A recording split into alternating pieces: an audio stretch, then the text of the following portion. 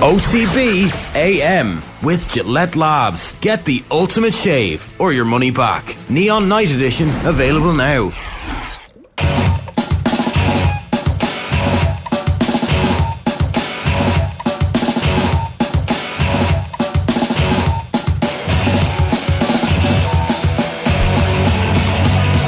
Alright, you're welcome along. It is Monday's OTB AM. Nathan with you this morning. It is Monday, March 6th, which makes it one day after Sunday, March 5th, which is a day I think it's fair to say will live long in the memory of Liverpool and Manchester United supporters. What's your favourite headline this morning? Is it the straight up 7-0? Didn't really have any interest, did they, in the Daily Mail? 7-0, simple as that. What about 7 and hell? That's a little bit better. I don't get this one from The Sun. Tea mugs. What's that mean? Am I missing something? Tea mugs. I don't get it. No, if it takes too much explaining, then it's not good. United undressed is the Examiner. Fair enough. Kingdom of 7. You see where this is going. Liverpool 7, Manchester United 0. One of the most remarkable results we have ever seen in the history of the Premier League. Shane Hannon was expecting the old text, I won't lie, at about 6 o'clock this morning. Sore throat. Might have COVID. But he's shown up. Good morning. How are things, guys? We all good? Tell you, you'd have a smile on your face in a morning like this. Woke up this morning, it was bright outside. What a difference it makes. Can stop taking the old vitamin D. It's like, we're back. Colin Buhig is here as well. How are you? Nathan, Shane, hello. There I was, watching this. What a seismic event. I didn't see this coming. Daniil Medvedev beating Novak Djokovic on Friday in the ATP 500 Dubai semi-final. And I thought, well, the weekend's not going to get better from here. Tell you what, Fernando Alonso getting a podium. Is that what we want to talk about this morning? Wow. What a moment at the Bahrain Grand Prix. Yeah, we have it all in the performance rankings. Arsenal's double, great weekend. 2 Brendan Rodgers, a tale of 2. And so much to come. Because it's just hard to pick Stevie, what we're the going to talk thunder about. of what's actually coming in the performance rankings. Some people like to wait and be surprised by all of this, but no, I just can't wait because there's just so much to talk about. OTB AM with Gillette Labs. Get the ultimate shave or your money back. Neon Night Edition available now. Here is what we have coming up. So the performance rankings, I think we know who's going to be in the red and who's going to be in the green this week. We have Daniel Harris will be talking Manchester United just after 8 o'clock. Another interesting weekend in the Allianz Football Leagues. We'll be reflecting on Derry's victory over Dublin, and the scourge of diving has arrived in Gaelic football. So Anthony Moyles is going to be chatting about that. Quinny is going to be in studio looking back on the weekend's rugby. RG Snyman back. Jordan Larmour looking good for Leinster. And then Harriet Prior will be with us after 9 o'clock as well, talking Liverpool. And, well, where has this been all season from a Liverpool point of view? Get your messages in. You can watch us, of course, live on our YouTube. You can leave a comment for us there or get in touch on any of our social channels. If you're heading out and about in the car, you can, of course, listen in live every single morning on the OTB Sports app. But it is time right now to get to the performance rankings. You know, that wasn't an All-Ireland winning performance. Probably should have won the game based on their second half performance. Is it a step too far to say it was the performance so far of the World Cup? Maybe not. OTB AM's performance rankings with Gillette. I'm scratching my head. That performance was just lacked that intensity. Cody Gakpo in the box, fires it into the back of the net. It's Liverpool 1, Manchester United 0. Being turned into the net by Darwin Núñez. Núñez over the far side, gives to Gakpo, has a shot, it's a goal for Liverpool. Mo Salah scores for Liverpool to make it Liverpool 4, Manchester United 0. Henderson picks it up, then puts the cross in and it comes off the head of Darwin Núñez. It's a fab 5 for the boys from Liverpool. Salah finishes, and that's his second goal of the afternoon. It's a Super 6 for the Reds. The week that Firmino announces he's leaving Anfield, he's just smacked one into the back of the net, right in front of the Kop, and it's bedlam down there. Yeah, this is a tough watch. I've got to be honest with you now. What is it, 7? It's Liverpool 7, Manchester United 0. That was some top-class editing from Emma Carroll to get 7 goals into 42 seconds. Emma came in this morning, was like, I have great commentary from the match last night. I was like, yeah, okay, that would be good. How long is it? She didn't have much time. 42 seconds. I was like, surely it can be shorter than that. I was like, Colin, that's the shortest I can make it to get all the goals in. That's like, what, 6 seconds per goal? That's not bad at all. All right, let's avoid for as much as we can the pantomime nature of all this, because we'll get to some of the comments for you, Shane, in a little while. But where are we starting in the red this morning, Shane? Comments from me? I don't know what people are talking about. Yeah, I think we'll start with Manchester United in the red. Never has a team probably deserved to be in the red of the performance rankings more, because yesterday was, well, a day that will live in infamy for Manchester United fans. They will all be going to work this morning, as you said, Nathan, with a little tear in their eye, as they think back to those 90 minutes of torture and hell for Eric Ten Hag. There was moments in the first half where you're watching Eric Ten Hag on the sideline, taking his notes, his usual calm demeanour. Even when they went 1-0 down and at half time, you're thinking, okay, United are a second half team, generally speaking, of late. But the signs were there fairly early on. Someone like Casemiro, who has been a linchpin in that United midfield this season, just wasn't at it. I don't know if many of the United players were at it in the first half. There was a couple of chances from Rashford and Bruno, and you were thinking, if they'd gone in, maybe there was a chance. But then the second half was just, I don't know if you'll call it a capitulation. Maybe you will. We'll get to Liverpool later on. Capitulation is being kind. Yeah. Like, this was one of the most embarrassing, humiliating, shambolic 45 minutes that any team have ever put in the history of the Premier League. If you look at the all-time record defeats, the 9-0s, the 8-0s, it's minnows. They're the teams who get beaten by these sort of scorelines. Because I think, as Neville and Keane rightly pointed out after the game, there's a professionalism that the top teams should automatically have, that when it gets to 3 or 4-0, these guys have all played hundreds, thousands of games of football. They know when it's not your day. They know when it's going wrong. They know when it can get out of hand. And that's when you just put the handbrake on, you slow it right down, and you go home with your 3-0, with your tails between your legs, and you regroup. You got another match next week. You're going still for 2 other trophies. Your title ambitions are probably gone, but you put the head down. But if anything, it was the complete opposite.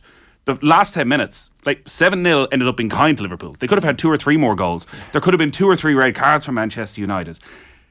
It's hard to think of a situation where heads were gone as badly as that United team. Liverpool were very efficient with their scoring. They scored 7 of their 8 shots on target. So yeah, it could have been worse, but thankfully didn't have any more shots on target, because by the end, any shot at all would have gone in, judging by the United mentality. But afterwards, Eric Ten Hag very coldly analysed it, saying they were disgraceful but also unprofessional, and he used that word 3 times in the post-match interview on Sky Sports. Did not hide behind the fact about what happened at all. But one thing I disagree with there, Shane, is, like, I thought Manchester United were decent in the first half. I thought they probably about shaded it. Yeah. And I thought you were saying the early signs there, that wasn't looking good. I thought Casemiro was way off it. His passing was awry from the start. But if you analyse the first half, I thought Liverpool slightly shaded the first quarter, slightly. And then from about the 15th minute until the 43rd, Cody Gakpo's first goal, I thought United were slightly better. You look at the chances. Anthony started off with a shot out just outside the box, curled it on his left with Alisson at the force behind for a corner. And then you had the Bruno Fernandes header from that crossing from the right hand side, and it just went wide. I was absolutely convinced that was a goal. And then just after that, Luke Shaw's beautiful through ball to Marcus Rashford, who tried to take it first time, judging by his confidence at the moment. Rashford has never scored on Merseyside, either away to Liverpool or Everton, and I thought he could have taken a touch and composed himself and shot past Alisson, but United didn't take their chances. And then when Liverpool scored that first goal, they just took it from there. But I don't think anybody saw what was going to happen in the second half. I would love to know what happened at half-time in that dressing room. Well, can I just ask in the first half, because a lot was made post-game of United being the better team in the first half, and as you say, I thought it was all irrelevant. It was relatively tight in the first half. United certainly had their chances, and with Rashford's form, you would expect them to take that opportunity. I was still really surprised in the first half an hour by United's absence of ambition. They were wasting time. And this was almost been encouraged. And listen, Gary Neville has played there dozens of times, so he understands the psyche of going to Anfield, and he was very keen to point out again and again that this place is what really tests the Manchester United squad. Yeah. But Liverpool have been at a very low ebb. And if you look at Liverpool over the last 3 months, you look at some of the bad defeats that they've taken against Brighton, against Brentford, you sort of knew going into those games that Liverpool might struggle with the intensity of those sides. Not the Liverpool of old, but the Liverpool that we've seen of this season, of the last 3 months, because they play so fast, they get at you, they'll press in your face. And it just felt that Manchester United had to come to Anfield with a high intensity game plan, that the counter-attacking football of Solskjaer that they felt worked well for them at times, obviously not against Liverpool last season, but that's what they were going to go for. Let Liverpool have it and you beat them on the break. That was not the game plan to beat Liverpool yesterday. They needed to be in their face, attacking front foot football in that first half, put them on the back foot in the first 15-20 minutes, make Anfield nervous. And it wouldn't take much to make Anfield nervous right now. I thought they paid them way too much respect. Didn't have anywhere near enough confidence in themselves. And there have to be some questions about Ten Hag's game plan as well, where he sticks Bruno Fernandes, who we will get onto, out on the left-hand side, sticks Marcus Rashford up front, plays Wout Weghorst as a number 10. all of the pre-match expectation is that let Rashford have a run at Trent. Let him have a run. When we get on to Liverpool, that was Trent Alexander-Arnold and Andy Robertson's best Liverpool performance all season by a country mile. They won't get the plaudits because of what the front three did. But the two of them were the players of last season, of the last 3 or 4 seasons. Crossfield balls, playing them off the right foot, off the left foot, doing whatever the hell they wanted. And that was down to Ten Hag's tactics, letting them do that. Well, he got this one wrong as well. I'm not sure. Like, Liverpool are at a low ebb by their hugely high standards that Jurgen Klopp has set over the last number of years, but they're not at their lowest ebb this season. I mean, coming into that game, the Real Madrid result, that was really also the second half, funny enough, a capitulation by Liverpool. But other than that, Liverpool have been decent since the 3-0 defeat away to Wolves on the 4th of February. Like, they won the Merseyside derby very handily. They won away to Newcastle 2-0, which was a great win. Okay, the 0-0 away to Crystal Palace last weekend was very poor, but then they beat Wolves 2-0. They've been very solid defensively. They've got a lot better. So they've done a lot better. So I don't think there was anything wrong at all with United's game plan in the first half, and I think we're only saying that now because of what happened in the second half. Gary Neville said in commentary, like you pointed out. So you thought in the first half having Fernandes out in the left hand side? No, I thought that was a poor. Strange. I didn't think the performance was too bad. Because Gary Neville said in commentary to Jamie Carragher, it was like they're slowing the game down, and he was in favour of that, and that's how they used to do it in his day. And if you look at the successful results that United had at Anfield in Gary Neville's time, like the John O'Shea 2007 game, Cardiff Stevis 2008 game, that was exactly the same type of performance where United slowed it down. They didn't show any great ambition. None of these things are relevant. They didn't show any of those great ambitions. What other team? That's the game plan that Ten Hag went into. 15 years ago relevant because tactically to what can happen today? It was as soon as it was relevant, apparently he was. This is the first time taking United side to Anfield, and he said before, and I'm very excited to do this, he must have been looking at any sort of game plan. What traditionally works well at Anfield. I think that's what there's no manager in the world is going back to 2007 going, this is the Manchester United way of winning at Anfield. Manchester United used to beat Liverpool all the time because they were a way better team than them. He would have been told umpteen times what happens at Anfield is this. So you need to combat that. You can't treat it the same. So he said, okay, we'll slow the game down. They were visibly, clearly slowing the game down so much in the first half. That was a bad game plan. It was bizarre. It wasn't bizarre because United shaded the first half. I know, but it was United actually didn't fine. Need to be shading the first half. I'd be way more concerned with the defensive capitulation in the second half than any sort of game plan in the first half. At half time, everything was fine. Liverpool went 1-0 up at half time. Was okay, if United continue playing the way they are, they have a chance of getting back into this. That's what the half time discussion was. Right. The second half is a completely different game. We're on red, so let's analyse critically some of the United players, because some of the performances were abysmal. Would be probably using a too light a word. Let's start with your pal. Right, Bruno Fernandes. You're mad to talk about Bruno Fernandes. Bruno Fernandes, and somebody in our YouTube comments has just summed up Bruno Fernandes better than I ever could. Edward Freeman says, Bruno is a spoofer. If he was on the Titanic, he'd have thrown the women and children overboard to save himself. Harsh. Jesus, that's harsh. Look, you famously said on this show last week, Nathan, you had your reservations about Bruno Fernandes. I came on the next morning and was like, well, look, Bruno Fernandes was very important in United season so far. He's been crucial in Rashford's rejuvenation, I would argue as well.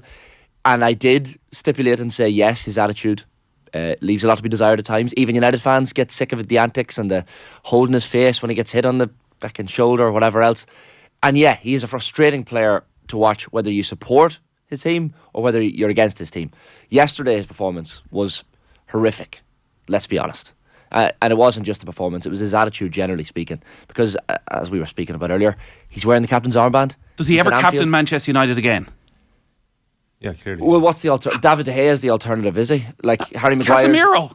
Casemiro, Rafa Varane. Yeah. You cannot look at the incident and there's half a dozen of them have been sent to me with Bajcetic at the end, where he has a little kick out at him, lets him roll by, throws his hands up into the air. Could have been sent off for pushing the assistant referee. Like, this happened in the build up to 2 or 3 of the goals. He's dispossessed and he stands there. Like, that is not the behaviour of a world class player, the way you spoke about him. Captains lose discipline. I'm not saying, and Keane and Vieira have lost discipline. I understandably got a lot of blowback from Manchester United supporters who pointed out all the great things Bruno Fernandes has done, and I'm not saying in any way that Bruno Fernandes is not an incredibly talented footballer. Clearly he is. The point I was raising more than anything was, as Manchester United look to get to the next level, because the feeling was they had reached a certain level where they're contenders, if they want to become champions, is Bruno Fernandes good enough to bring them to that level? And I don't think consistently he is. He has moments, and I get he's trying for moments. That's what he does. He tries the dangerous pass all of the time. But there's too many games where he's not influential. He's clearly a pretty poisonous figure. If that's what your captain is allowed to do on the pitch, if that's what he's allowed to do on the pitch, that filters through to all the younger players. Like, they've just got rid of Cristiano Ronaldo. He's not at that level. Ronaldo was a poisonous figure. I don't know if poisonous figure on the is pitch, fair on the pitch, could be a lovely guy off it. Who knows? I don't know. But that attitude, as you said, that's been there all the time. Like, yesterday was the worst.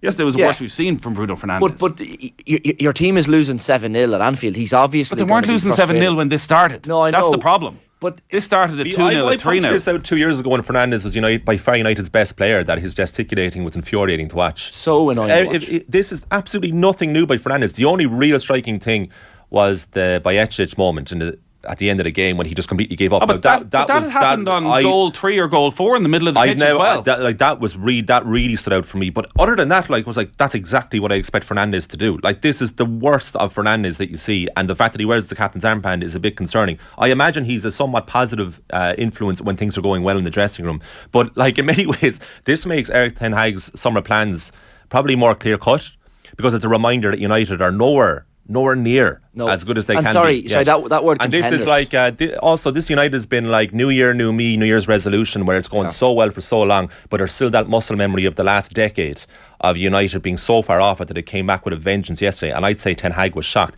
United also have a massive problem at Anfield. They've scored 1 goal in their last 7 games there, and that goal, Jesse Lingard, which was the last Jose Mourinho moment. This is a different Manchester United. None of these previous games are massively relevant. I would say they are. There's been a change, all right, over the last half decade that Liverpool have been far stronger than Manchester United, which makes it a very difficult place. Every team has a terrible record at Anfield over the last 5 or 6 years, but United are in a totally different place going into this game to where they were previously. And as soon as it went 2 and 3, they were the players that were there last season when they lost 4-0. And that was an equally bad drubbing in terms of performance. They're like, oh, here we go again. And that was the really concerning here we go again. That crux of that team was there. And then they were like, oh no, we're back again. We're back to this. There is obviously every 7-0 there's a definite freakish nature to, because they just don't happen every week. But it's not that freakish for this Manchester United is a big problem for Ten Hag.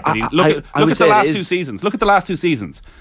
Conceded 7 against Liverpool. 6 against Manchester City. 5 against Liverpool. 4 against Liverpool, Brentford, Brighton, Watford, Leicester. All of that since the beginning of last season. Is that not the way? It wasn't relevant a second ago. You said this is a totally different United team this season. No, but sorry, this is this season. Is that you're talking about the last 5-6 years? But lads, this is why it's surprising. This is why it's surprising, because United fans have felt like they had turned a leaf. They won a trophy recently. They're beating Barcelona in the Europa League. The feel-good factor is at the club. Erik ten Hag is the man in charge. He is brilliant. And look, a small cohort of United fans are probably saying, could we win a title? I think realistically speaking, United are not title contenders, never have been title contenders at all this season. I thought they were actually. I don't think so. Until yesterday. I really did. It was a stretch. I was absolutely shocked by how terrible they were in the second half. I really was. And when Ten Hag's team lose, they lose spectacularally. Like Nathan's already mentioned, Manchester Derby, the Brentford game. The only close defeat that they've had was the 3-2 to Arsenal in January. They've only lost once in 22 games going into it. We're given a lot of stick to Bruno, and rightfully so. Luke Shaw's defending in the second half. It's the worst. It's the worst individual performance in a half I've probably ever seen in the Premier League. Like, Luke Shaw's defending Sunday League. Like, we talked about Casemiro. Varane was brutal, but Shaw's performance in that second half he was trying to get himself sent off as well, and I understand that he probably wanted to get out of there, get away from the glare of the cameras in the Anfield Cop end, and just get back home, because he was so bad. You'd question Luke Shaw after that. I know he's been questioned a lot of times, and look, his ball in for Rashford was been brilliant. Look, he's been brilliant. He clearly got at him and targeted him. I understand. I'd be looking more at Casemiro and Varane from the high standards they have set. Like Casemiro in that second goal where he's lying on the ground. Oh, that was comical. Wondering what the hell is going on. And as you said, in the first half, his passing was all over the shop. Like Varane. The second, so there's a lovely ball from Andy Robertson, and Fred makes a mistake in stepping across and leaving the space for Gakpo. But the second that, as you're watching on TV, the second that comes to Gakpo, you know he's going to step in onto his right foot. Yeah. And Rafa Varane's like, would you like to go this way, sir? Yeah. Would you like to walk in here and have a perfect little angle so you can whip in your goal? Martinez blocked David De Gea's view for that shot, so De Gea had no chance of getting to it. It was such an odd display in terms of the lack of communication in defence as well. But you look at those players from last season, like Shane, you mentioned Luke Shaw's capitulation in the second half, because he was pretty decent in the first half. Yeah. And even for Roberto Firmino's goal, the seventh one, Varane's body language, if you look back on it, now I understand like it's the seventh goal and he's like, oh my God, but you could definitely see shades of Varane from last season where he was like, I remember this feeling, I remember this. Yeah. But look, if you want to try and get any positivity at all from Manchester United perspective of this game, I do think it says to Ten Hag, this project is nowhere near complete, and there's loads of areas that we need improvement, and there's many players who will be waking up this morning thinking, geez, I need to seriously improve dramatically, who are these or else players? I'm gone in the summer. So what did they need? Because this day last week it felt like all they needed was maybe a striker and a central midfielder. That Weghorst wasn't the long-term solution, which clearly he isn't. What do they need now? I would have said this time last week that full back options on the left beyond Luke Shaw, Terrell Malacia, not totally convinced, but I would have said right back they could Luke definitely Shaw would improve. Probably up till yesterday have been in most for team sure. of the season. Yeah. That's what I'm saying. But a backup to Shaw could have been a better backup. Right back, not really totally convinced by. Centre half is fine. The goalkeeper probably needs upgrading at some point. I think he's okay. Midfield, you can see the 7. and probably a better partner for Casemiro. Fernandes, I'd always have around just because of his the benefits that you get. The benefits you get from Fernandes are brilliant. What are the benefits? His goals and assists, his stats are what? Goals and assists are what you would expect very, from very a player playing in the attacking midfielding I would say role they're above on a top average 4 team. Yeah, I would say they're above average for a midfield player. I would definitely on a say top 4 team. Is he? Because this was one thing I wondered last week. So United, clearly are going in the right direction under Eric Ten Hag, from even more so than Mourinho and Solskjaer. And I know you can point out that they finished second in those seasons, and they mightn't even, and probably won't even finish second this season. The one thing we didn't know about United, and they're even further away now, is how far away from them properly contending for a title? How far away are they from being in a position that Arsenal are in right now, where they're playing important games at this stage of the season, where it really, really matters, where they have to win, where you have to go out and win, away at Brentford. You have to do what Arsenal do, come from 2-0 down at the end. They're miles away from that still. They have the massive problem that all the teams have, that Liverpool, as they try and rejuvenate, that Arsenal will have next season. Manchester City will just go and invest again. Yeah, possibly. But this time last year, nobody was saying Arsenal were title contenders this season. So that's how quickly you can turn it around if you do it right. Look, Ten Hag's acquisitions have been good. So you'd think if you give him another summer and another couple of transfer windows, he's only going to improve the team. So United fans will be optimistic about that. It's just that today, that the squad needs. They need to sit down this week. Listen, I think he will. I think United should get better, but the teams around them may also get better and better. For sure. Manchester City may improve. City are having an off season. City could go back to getting 95 points again next season. We've spent a lot of time United, and rightly so, because they were brutal. But we'll be coming back to Daniel Harris later on in the show as well, and Harriet Prior to kind of hone in a bit more on Liverpool. So we'll move on from them for now, but keep the comments coming in on Manchester United, and we'll continue to analyse what exactly went wrong for them at Anfield yesterday. Also in the red, West Ham and Tottenham Hotspur after their respective weekends. I was listening to Lauro on Football Saturday, and he was talking about his good friend David Moyes, and he was thinking, is this it? A 4-0 defeat to Brighton. Pretty alarming defeat, in fact. Winless now in 11 away matches in the Premier League.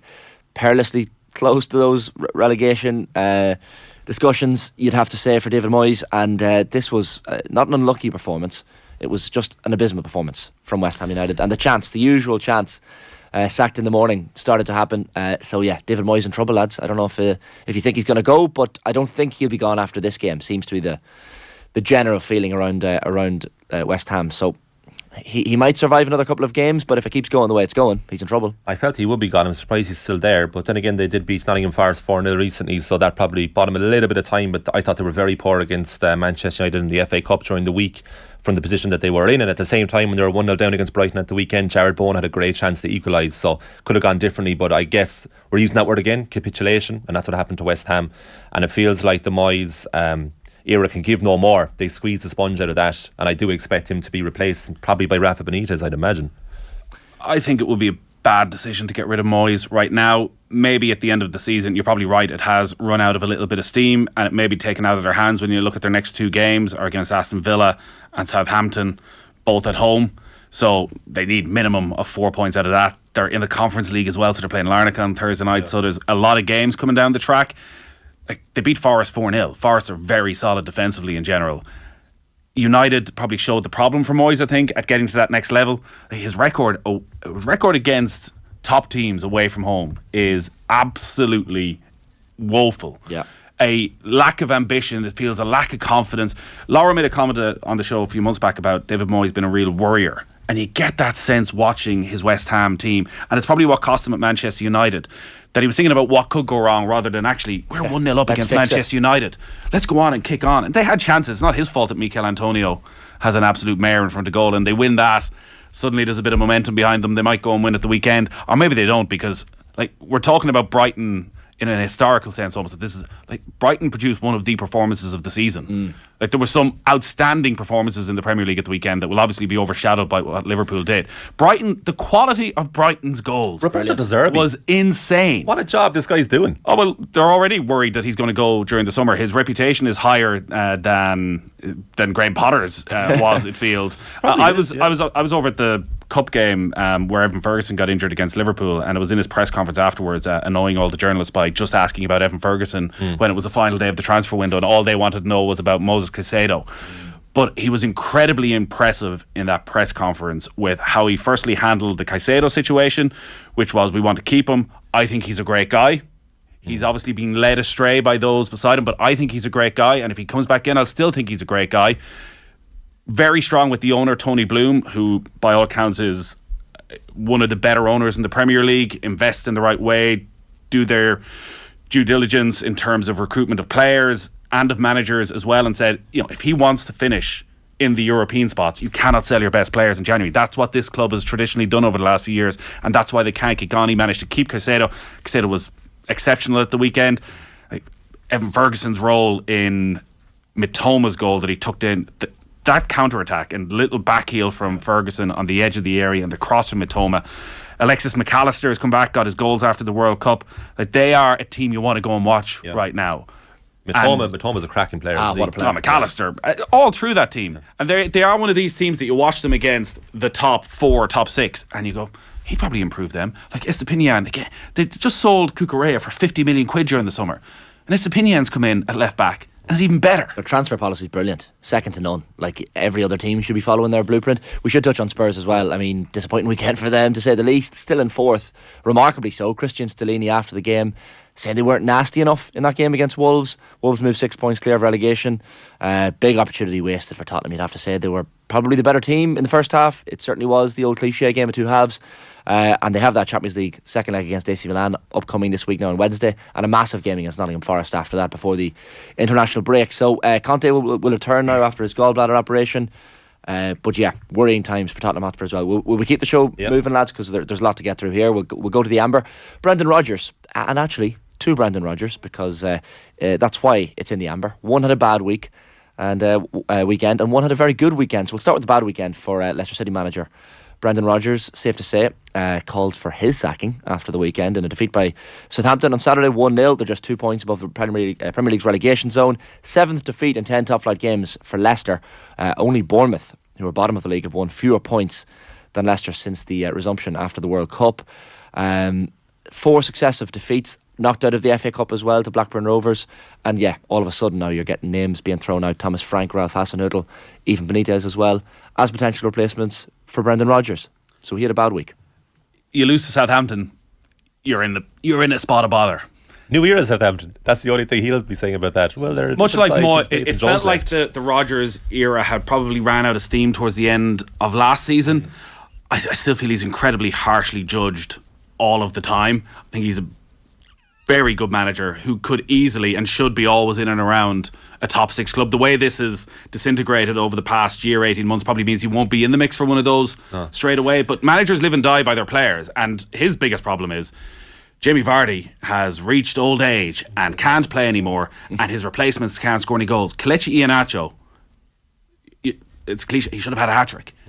He should have had a hat-trick. He missed 2 absolute sitters from headers from 5 yards out that he has to score. Yeah. And then Gavin Bazunu, who had a couple of ropey moments, kicks the ball straight to him and he fires it in on top of the crossbar. like, this is a game Leicester should have won. It's a game Iheanacho should have scored some goals, and that's sort of been the story of their season. They've had a lot of injuries over the last couple of years. They haven't invested in the areas they should, and there's only so much a manager can do with that. Yeah, the money's gone, and like I was saying the same thing about Rodgers. I thought it had run its course. I was expecting him to leave either by his own decision or decision by the club, and he hasn't. So I actually think he's doing very well to get any more out of this Leicester side. And you're totally right, Rodgers gets a very hard time, and literally every single club he's been at, he's done well.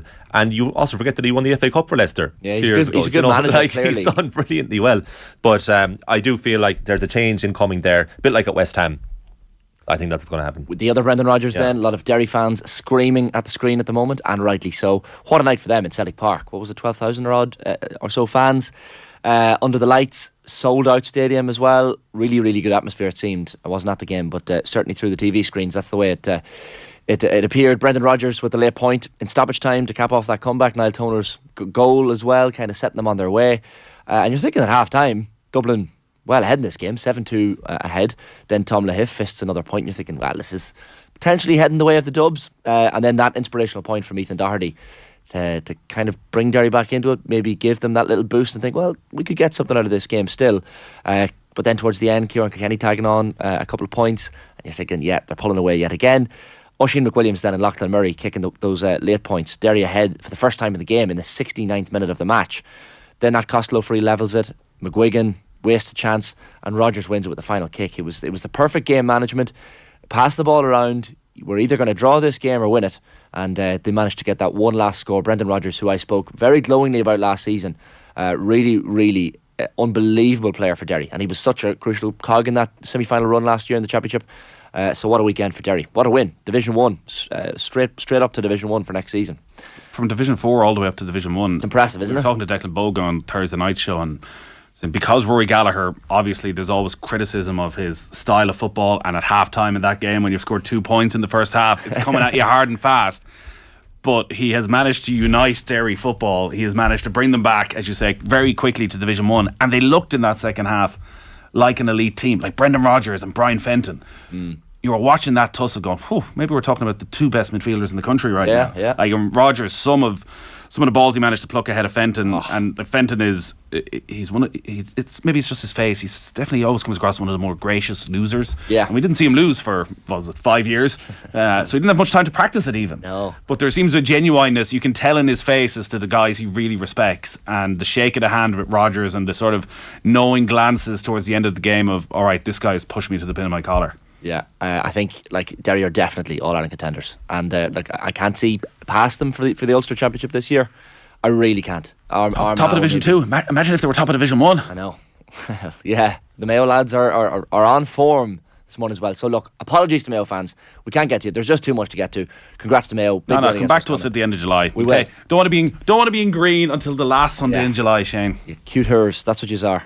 Arsenal in the green. I think they have to be, don't they, for the club generally speaking after the weekend. We'll start with the women's team yesterday, Conti Cup. Fantastic performance, especially the character that they showed after losing to Arsenal or to Chelsea the previous week. And then Sam Kerr gives Chelsea the lead after 2 minutes, and you're thinking, the writing's on the wall here. Chelsea are going to go on and win the game as well. But a brilliant performance, and what a moment for those Arsenal fans to just cap off a weekend in front of the Chelsea owner as well, Todd Bowley, who was at the match at the Conti Cup final yesterday. But Blackstenius, Kim Little's penalty, Niamh Charles' own goal gets them over the line. They said after the Chelsea game the previous week, Jonas Eidevall, the Arsenal manager, that they felt that they had kind of managed Sam Kerr quite well. And yesterday it was proved right. Even after 2 minutes they concede, and they still managed to cope with her and that threat that Sam Kerr and the whole Chelsea forward line poses. So a brilliant win, and look, just mirrored the comeback win the previous day from Reece Nelson's goal, and the absolute scenes against Bournemouth. Yeah. What a 3-2 win for Arsenal. A title-winning performance, you'd have to say. One thing on the Guardian went with Katie McCabe on the back page lifting the trophy, and she had a really good game, but she was taken off quite early before the hour mark, and you do wonder. She won the penalty as well. Yeah, there didn't seem to be any talk about an injury or anything massive after the game, so hopefully there's nothing to worry about. But it shows the folly, even if she did have a bit of a head cold a couple of weeks ago, of not having her in that Arsenal team. And when they played last week, Arsenal had more chances and just couldn't take them, and Blackstenius missed a host of chances and obviously took her chance early yesterday. Emma Hayes was interesting after the game, talking about Chelsea and their complacency. It was a really interesting interview. I couldn't figure out exactly who she was trying to get at with it. It was one of those where there was definitely a point being made to either the media or the players, where it was, when you've won as many trophies as we have, and she must have said this about 4 times, like, we have won a lot of trophies. When you've won all the trophies we have, Mourinho moment, wasn't it? Won all the trophies we have.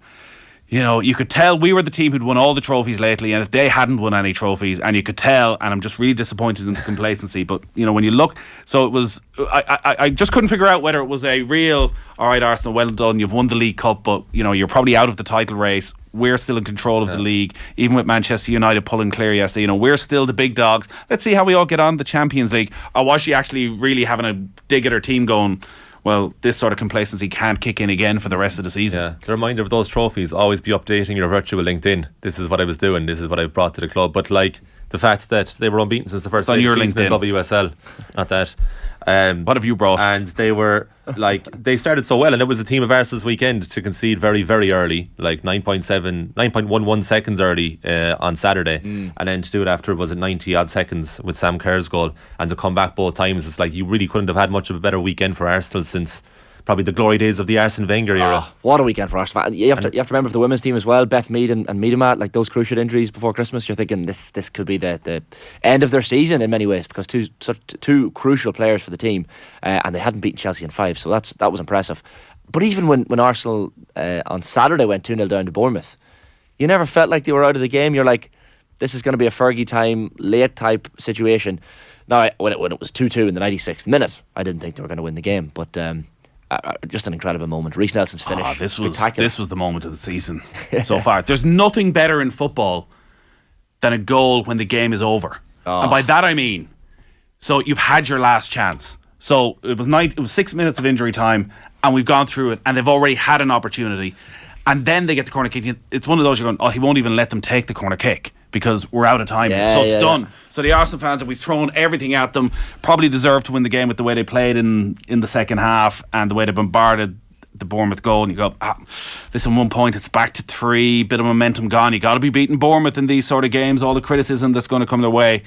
And then the quality of the finish and the celebrations. The Athletic have gone full-scale Athletic, brilliant, with a deep dive into the celebrations. Who was the first player over to Reece Nelson? What Odegaard did away from the cameras? The little kid that Mikel Arteta was suddenly celebrating with? All of that. And it was a moment where I think if you're a neutral, you're looking at it going, you know what, I think I would like Arsenal to win the league this season. I think it would mean so much more to them than it would to City. Manchester City. They're just better to watch than City too, aren't they? Well, they are. And the thing that is really, when you watch Arsenal over the past couple of months, is the little bit of depth that they have in their squad and players who've been able to make a difference. So they had a really good January transfer window, it turned out, in signing Jorginho and Trossard. Yeah. Without spending an insane amount of money. Like, Trossard comes on, I think in that game against Manchester United, he was the match winner. He was the one who made the difference in the closing stages with the way he brought the game to United. He's allowed them to play a different system. Obviously, he went off injured, but he's allowed them suddenly, with Nketiah getting injured, to play Martinelli up front, which seems to play Martinelli and Trossard together and allow Martinelli at times to get into a more central position. So he's done well. Jorginho obviously has the shot off the crossbar that ends up in the own goal for Emi Martinez. That is this massive moment in that game that looks to have won it for them in injury time. And when Partey was out, is able to step in the middle midfield and do a pretty solid job. And then Nketiah replaces Jesus, scores some goals. Reece Nelson comes out of nowhere, comes on, scores some goals. Smith Rowe is back as well, who I've always thought is a really nice player. They might just have enough depth there. It was to get this done. That result was title-winning stuff. Like, you see that over the years with teams getting over with exactly games like that. Like, you could argue that this time last season they would have either lost or drawn that game against Bournemouth, and they've come on that little bit more. Also, Reece Nelson, our own Stephen Doyle, tweeted this in the immediate aftermath of the match. His first Premier League appearance since November. What an impact! That's mad. What an impact! Like, to have that over your CV. We're getting like hundreds of comments in here. Yeah. I mean, I can't. It's hard to pick the best now. But here's one for Paul McGee. In my entire life supporting Liverpool, that was the best day I've ever had, bar Istanbul. Sorry, we should mention that brings us on to the last screen, Liverpool, of course. Which, I mean, United fans have to take their medicine, take the defeat, take it gently, and give some credit to Liverpool, because this performance just felt like every time Liverpool got the ball in the second half, it was going to end up in the back of the David De Gea's net. The ball was almost being sucked into the cop. It was like, literally every time Liverpool got the ball, I was like, yeah, they're going to score. They're absolutely going to score. Whether it was calamitous defending or what, but Liverpool's attacking threat was just unbelievable. Every time Salah got the ball, beautiful volley as well. Mo Salah's worth touching on here. He's broken Robbie Fowler's record. Liverpool's highest scoring Premier League player ever, 129 goals, went into the game on 127. Also, no one's really talking about Salah this season. He scored 22 goals. The standards that he's set for himself, it's like he's quietly going about having a brilliant season because of how phenomenal he's been in previous years. And listen, look, this Liverpool performance just reminded me yesterday that, like, these lads should be contending for the title. Even if they are tired after last season, even if they did play every single game possible last season, they're still that good. Even with the midfield deficiencies. Quinlan is going to be on the line. He's got a can of 7-Up. He's got a can of 7-Up. I can feel Alan Quinlan here at the door. Like, he's right here. We usually struggle to get him in the studio. He's in an hour early today. Salah, so Salah's standards are so high because of that. I think the brilliant season, you expect him to score so many goals. The key yesterday, and I felt this watching them in the first 20 minutes against Real Madrid, when Liverpool are at their best, and listen, maybe this is the most obvious statement of all time, Salah needs that for him to be at his best, because he plays the game faster than anybody else I've seen it play in the Premier League in recent times, in that he needs it to be 100 miles an hour. His control is so good. So when the ball is pinged to him the way it can be from Trent or from Robertson or crossfield, and you look at the speed of his reaction when he twists and turns and sends Martinez. The second Martinez slips, he doesn't panic. That's when he goes, all right, now I can just slip and neat little ball in. But that's, if you look at the quality of goals that he's scored, and you think of the goal against Manchester City, was it last season? Some of the goals where he wiggles his way in the area. If it's 110 miles an hour, which is the way Liverpool generally play, that's when he comes into his own, because he can do things that nobody else can do, and that's the way they played in the second half yesterday. Shane, that was a volley.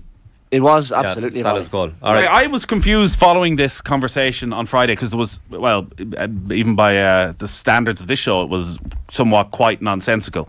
So your point on... I'm going to make a quick point here. So we're going to have to go here. You put up a tweet. So Wayne Rooney scoring from the halfway line. We have the Twitter poll, so we'll put it up. I was putting up the West Ham Rooney near halfway line goal, which...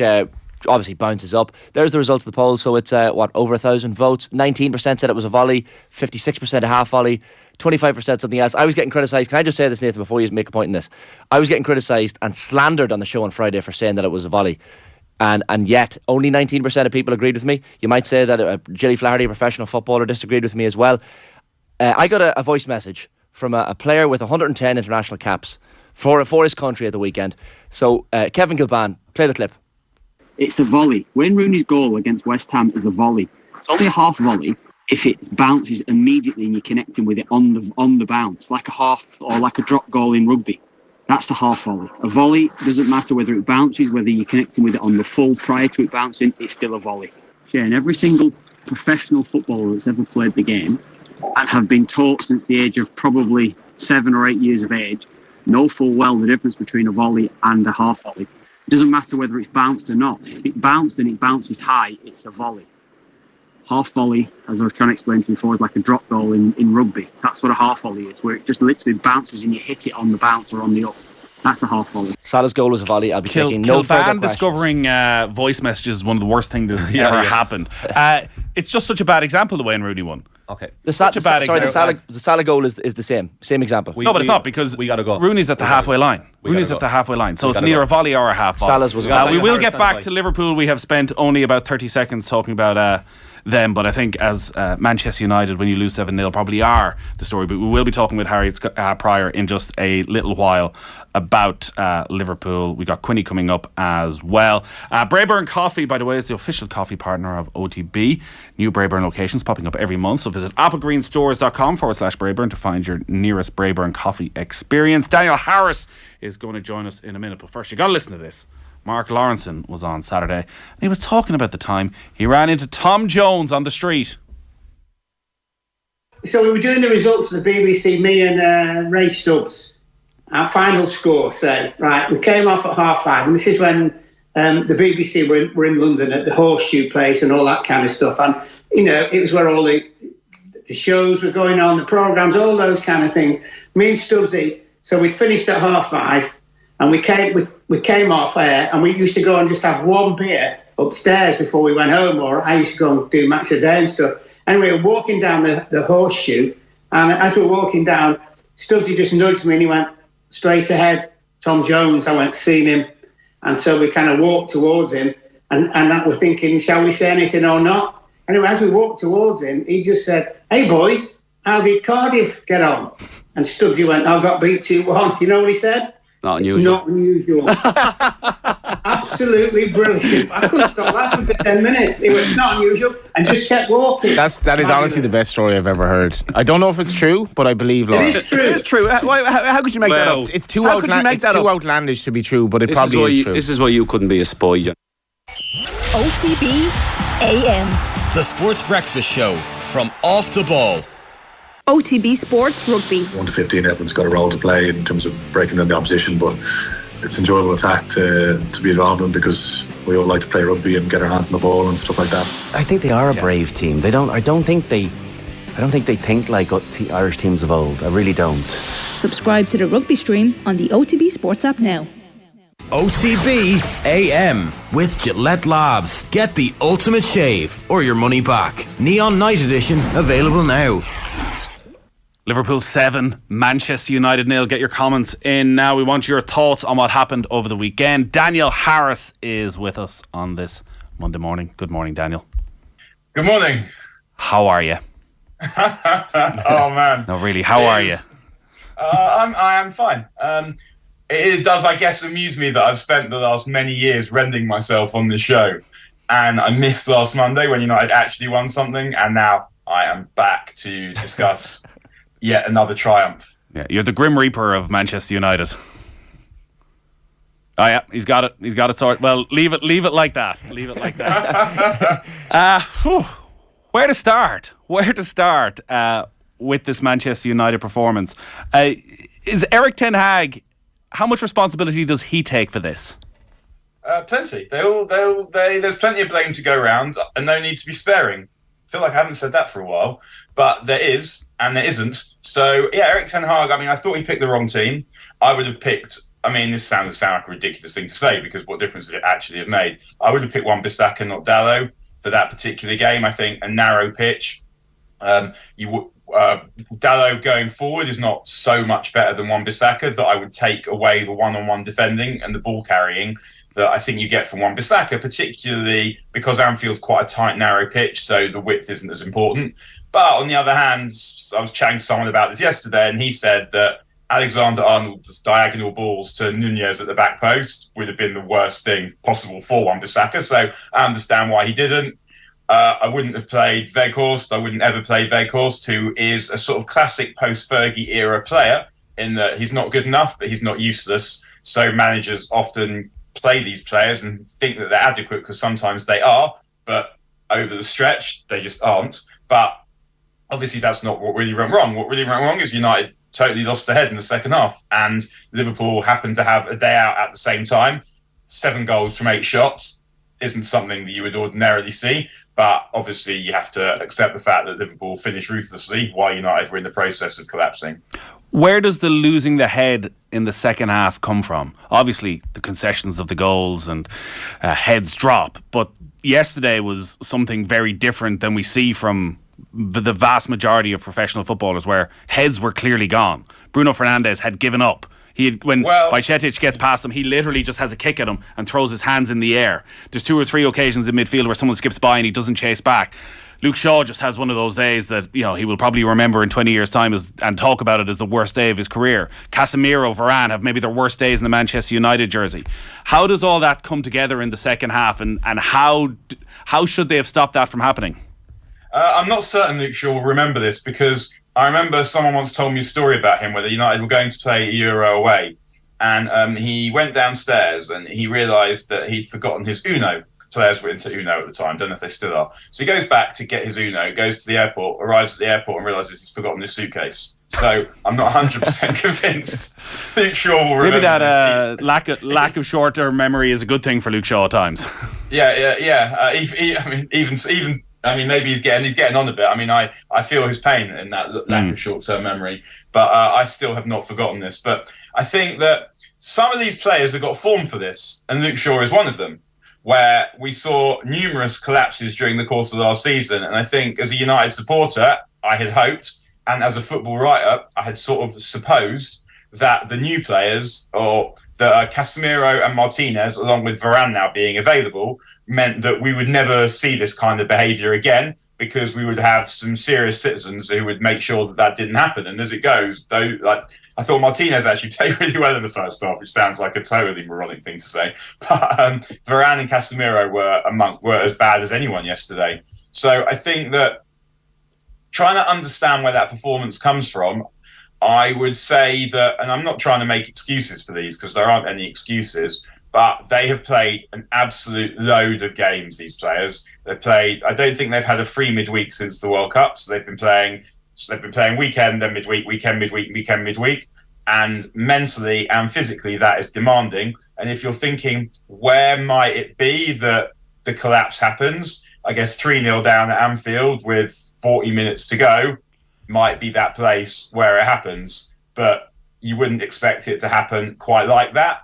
But ordinarily, as I just said a moment ago, if it did happen like that, it wouldn't ordinarily be combined with such ruthless finishing and Liverpool playing so well, because both those things that we saw happen quite rarely. And so for them to happen together is particularly unusual. But I'm not excusing the players with mental and physical exhaustion.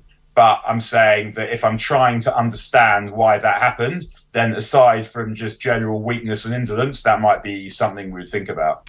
Trying to find reasons for this, Daniel, and to say the occasion was too big for them on the day would be ridiculous. When you look at the experience in that United lineup, you're thinking, you look at how they played in the first half. Yeah, well, they didn't.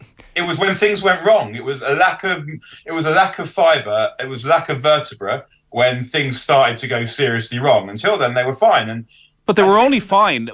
Like the first half performance, did you not expect more from United with the confidence that they have? They've just won the Carabao Cup. They've lost once in 22 games. It feels like they're back. And I get the history at Anfield isn't great, but that was a different Liverpool team to the one we've seen this season. Did you not expect them to come with more fight, to bring it to Liverpool, to put Liverpool on the back foot a bit more in the first half?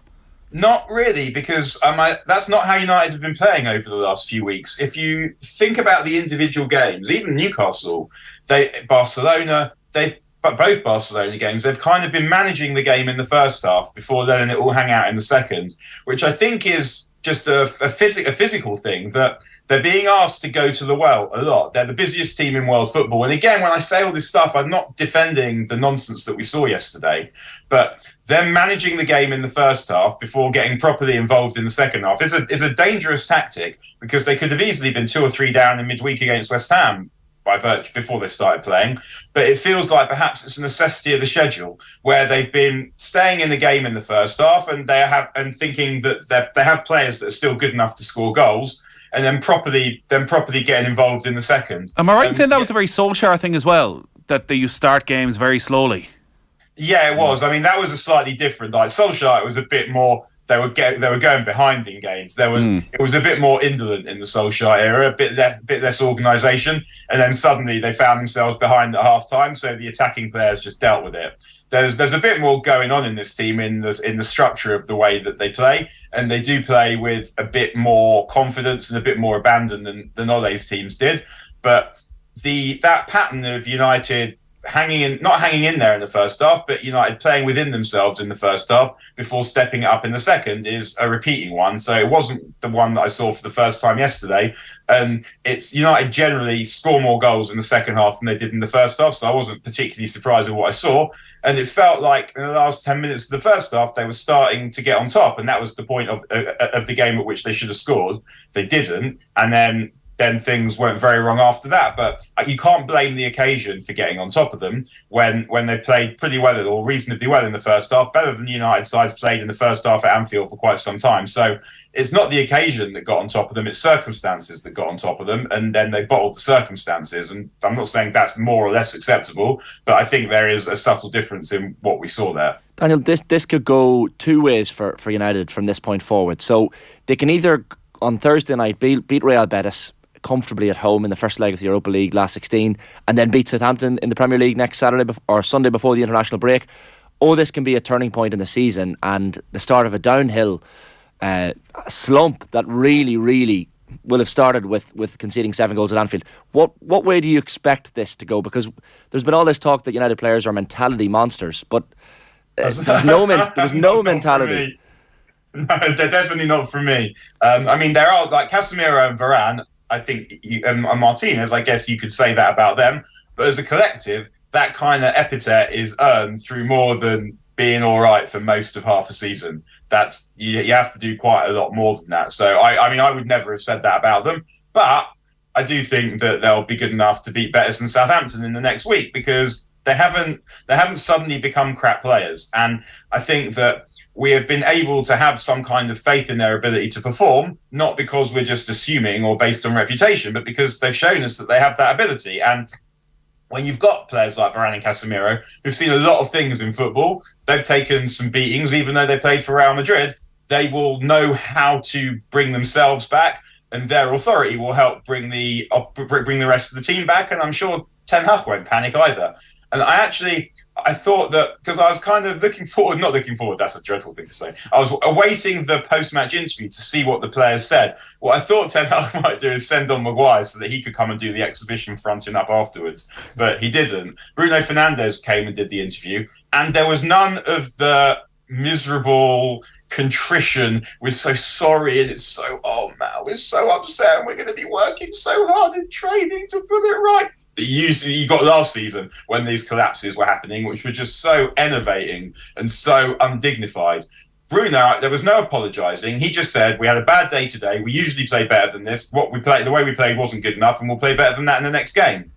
And that was much closer to what I wanted to hear, because ultimately, as a professional, when those things happen, you need to put them aside and move on immediately, because you've got other games to play and there's no point feeling yourself and getting all sorry for yourself. And although I do think that Bruno has some questions to answer, because as you intimated earlier, he was sort of leading the giving up and he's the captain of the team in the way and I've given him plenty of praise on here. So I'm obviously going to point out here that he behaved like a whiny little child, and that's completely unacceptable, particularly from a captain of United. But the way that he gave that interview afterwards almost suggested that he put it away already. And as supporters, it's not, you don't feel it quite like that. You're going about your business, and then you're suddenly recalled, Jesus, United lost 7-0 to Liverpool yesterday.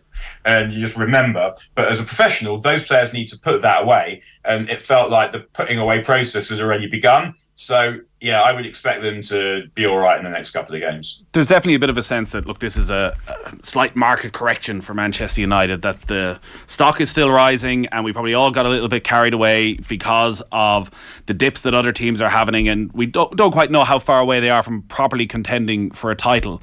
But at the same time, these sort of results, these sort of capitulations have happened too often over the past couple of seasons. I mentioned it earlier. 7 against Liverpool, 6 against Manchester City, 5 against Liverpool, 4 against Liverpool, 4 against Brentford, Brighton, Watford, Leicester. This is a team that when it goes wrong, it tends to go badly wrong for them. How does Ten Hag go, and maybe he's already well along that track, but how does he get rid of that mental fragility that is there, that they don't always down tools, but that they somehow can just stay in a game a little bit more and avoid a humiliation? I guess the only way that is you repair yourself by getting by winning more games. And not all of these players were part of all the games you mentioned. Quite a lot of them weren't, but some of them were, and they'll know about themselves that they do have this in their locker. And maybe they'll always have it in their locker, but you can still be a good team and have collapses in the locker. We've seen it from Guardiola's City quite a lot of times. Like, we've seen them do it at Anfield in the quarterfinal of the Champions League. Actually, you've seen good teams collapse. The reason why I guess I didn't expect it was, as I mentioned before, because I've been on here saying that one of the reasons you see it from Guardiola teams, I think, is because Guardiola doesn't like the kind of personalities that stop that kind of thing from happening. He likes choir boy automatons who'll do what he says. And that sometimes means that you can just dominate games, but it also means sometimes that when things go wrong, they go wrong really badly. And we've seen that quite a few times with City. We saw it in that Liverpool game I mentioned. We've seen it against Tottenham in the Champions League. We saw it against United when they could have beaten United to win the league and they lost from 2-0 down. And So it is possible to be a good team and still have that in your locker. I mean, we've seen Arsenal lose 6-1 at Old Trafford before, and that was a team with some very good players in it. So it's more about the more you win, the more you can put away that side of you. But it might always be there, but it doesn't mean you can't be a good team. And you can look at this United team and you can see that they are a pretty good team now. But it's also very easy to look at that team and see where you need players. You need a right back, you need a better player than Fred, and you need a centre forward, or you need to move Rashford to centre forward if you think he's going to be good enough. And you probably need a goalkeeper as well. And I wouldn't, depending on how much money United have next season, I can't say that I would definitely go out and get a goalkeeper because I personally have other priorities. And you look at the goals yesterday and you think, do I think any of the 7 were De Gea's fault? Not specifically, but then I also think if you'd have had a more proactive goalkeeper behind that defence, do I think United would have conceded 7 times? Probably not. So I've now given you 4 positions where I think United need a better player than the one that they have now. That's almost half a team. So on the one hand, you can say, well, United are quite a way away from being as good as they need to be. But on the other, you could say, well, they're actually quite good. And if you sorted those areas out, then they'd be really good. But they're the areas, Daniel, are they not the areas that are in almost, I don't say desperate need of repair, but that, are obvious they need to get a better quality of player? Are there not other areas where there are probably some questions as well? Like, is Anthony going to be good enough to be that guy on the right-hand side? I mentioned it last week. Like, is Bruno Fernandes the player who's going to lead you to a title? Like, can Bruno Fernandes captain Manchester United again? Surely not. Yeah. I mean, I thought that, again, this could sound completely ludicrous, so I always don't really want to say it, but I thought Anthony played well in the first half yesterday. If we're talking specifically about him, I'm not judging him based on what I've seen from him this season, but when I look at Anthony, what I see is I think he scored 6 goals and 5 assists. He scored in his first game, and since then he's played the World Cup and he's been injured twice. So to produce those numbers, including a winning goal against Barcelona, a brilliant winning goal against Barcelona, I think is quite fair for a player who didn't have a pre-season, who's moved to a new country, who's young, who's just turned 23. So I don't look at Anthony and think, why on earth did United buy you? I look at him and think, you're a pretty good player now, and over the next couple of years I would expect you to get quite a lot better under Ten Hag's coaching. And also, I trust the manager who knows the player well enough to know that that's what he wants. And I look at United when Anthony plays versus United when Anthony doesn't play, and I see, obviously yesterday was an anomaly, but I see that the pressing is better. I see that his ability to take the ball under pressure and hang on to it is something that is extremely useful to the team. And if you put a really good right back with him, you'd see a partnership that would give United a much bigger threat down the right hand side that would be more similar to the threat they have down the left, where Rashford, or whoever it is, usually Marcus Rashford, has Luke Shaw there, who is a much better fullback than anyone that Anthony ever gets to play with. So I don't look at that and think Anthony is rubbish at all. And I also think United have options. They've got Jadon Sancho, they've got Garnacho, who has the pace to go on the outside, and they've also got Ahmad and Pelistri, one of whom I guess will leave in the summer, but they'll have to make a decision about which one it is, and the other one will then be Anthony. But none of these guys have done it yet. No. Like, you're talking about potential. Right, but none of the Arsenal guys have done it until they've done it now. Right, but they're doing it. Yeah, exactly. I would say... Come back to me when they've done it. How much longer has Arteta had with those players? And Arteta now has a player in every single position that he wants, most of whom he bought, right? Ten Hag has had one transfer window to turn a team that was absolutely on its arse to this. And obviously yesterday was a total unmitigated disaster. But if you take the period between losing 6-3 at City and losing 7-0 yesterday, that's quite a long period of 20-something games where United's form was championship-winning form. It was as good as any team in the league. So I'm not gonna lose my own personal head, and I'm not gonna chuck everything out the window and cry like a baby because they lost that game. Although I obviously have sentiments about the way that they performed yesterday, when I'm not going to just look at it in isolation, when there's a fairly significant context that they've won a trophy, they're still in the FA Cup, they beat Barcelona over 2 legs, who are miles ahead in La Liga, and they beat them quite comfortably in the end. Should have beaten them in both legs, only beat them in one, from behind twice. There's a course of dealing that is more significant than what I saw yesterday, although what I saw yesterday was an egregious disgrace. And more than one thing can be true at one time. And I can see that there's more than the bones of a good team there. There's a pretty good team there, but what I saw yesterday was unacceptable. But I don't expect this to be the defining match of this team. I expect them to I expect them to get better. I expect them to get better immediately. I expect them to get better over the next year or two. And if they sign the right players in the summer, then I think we'll see a very good team next year. And again, if you look at what Arteta was doing last season, Arsenal are now clear in the league. United now much better than Arsenal were last season. Do you think that's fair to say? I think there's a higher calibre of player at Arsenal, or at Manchester United, certainly with the likes of Varane and Casemiro.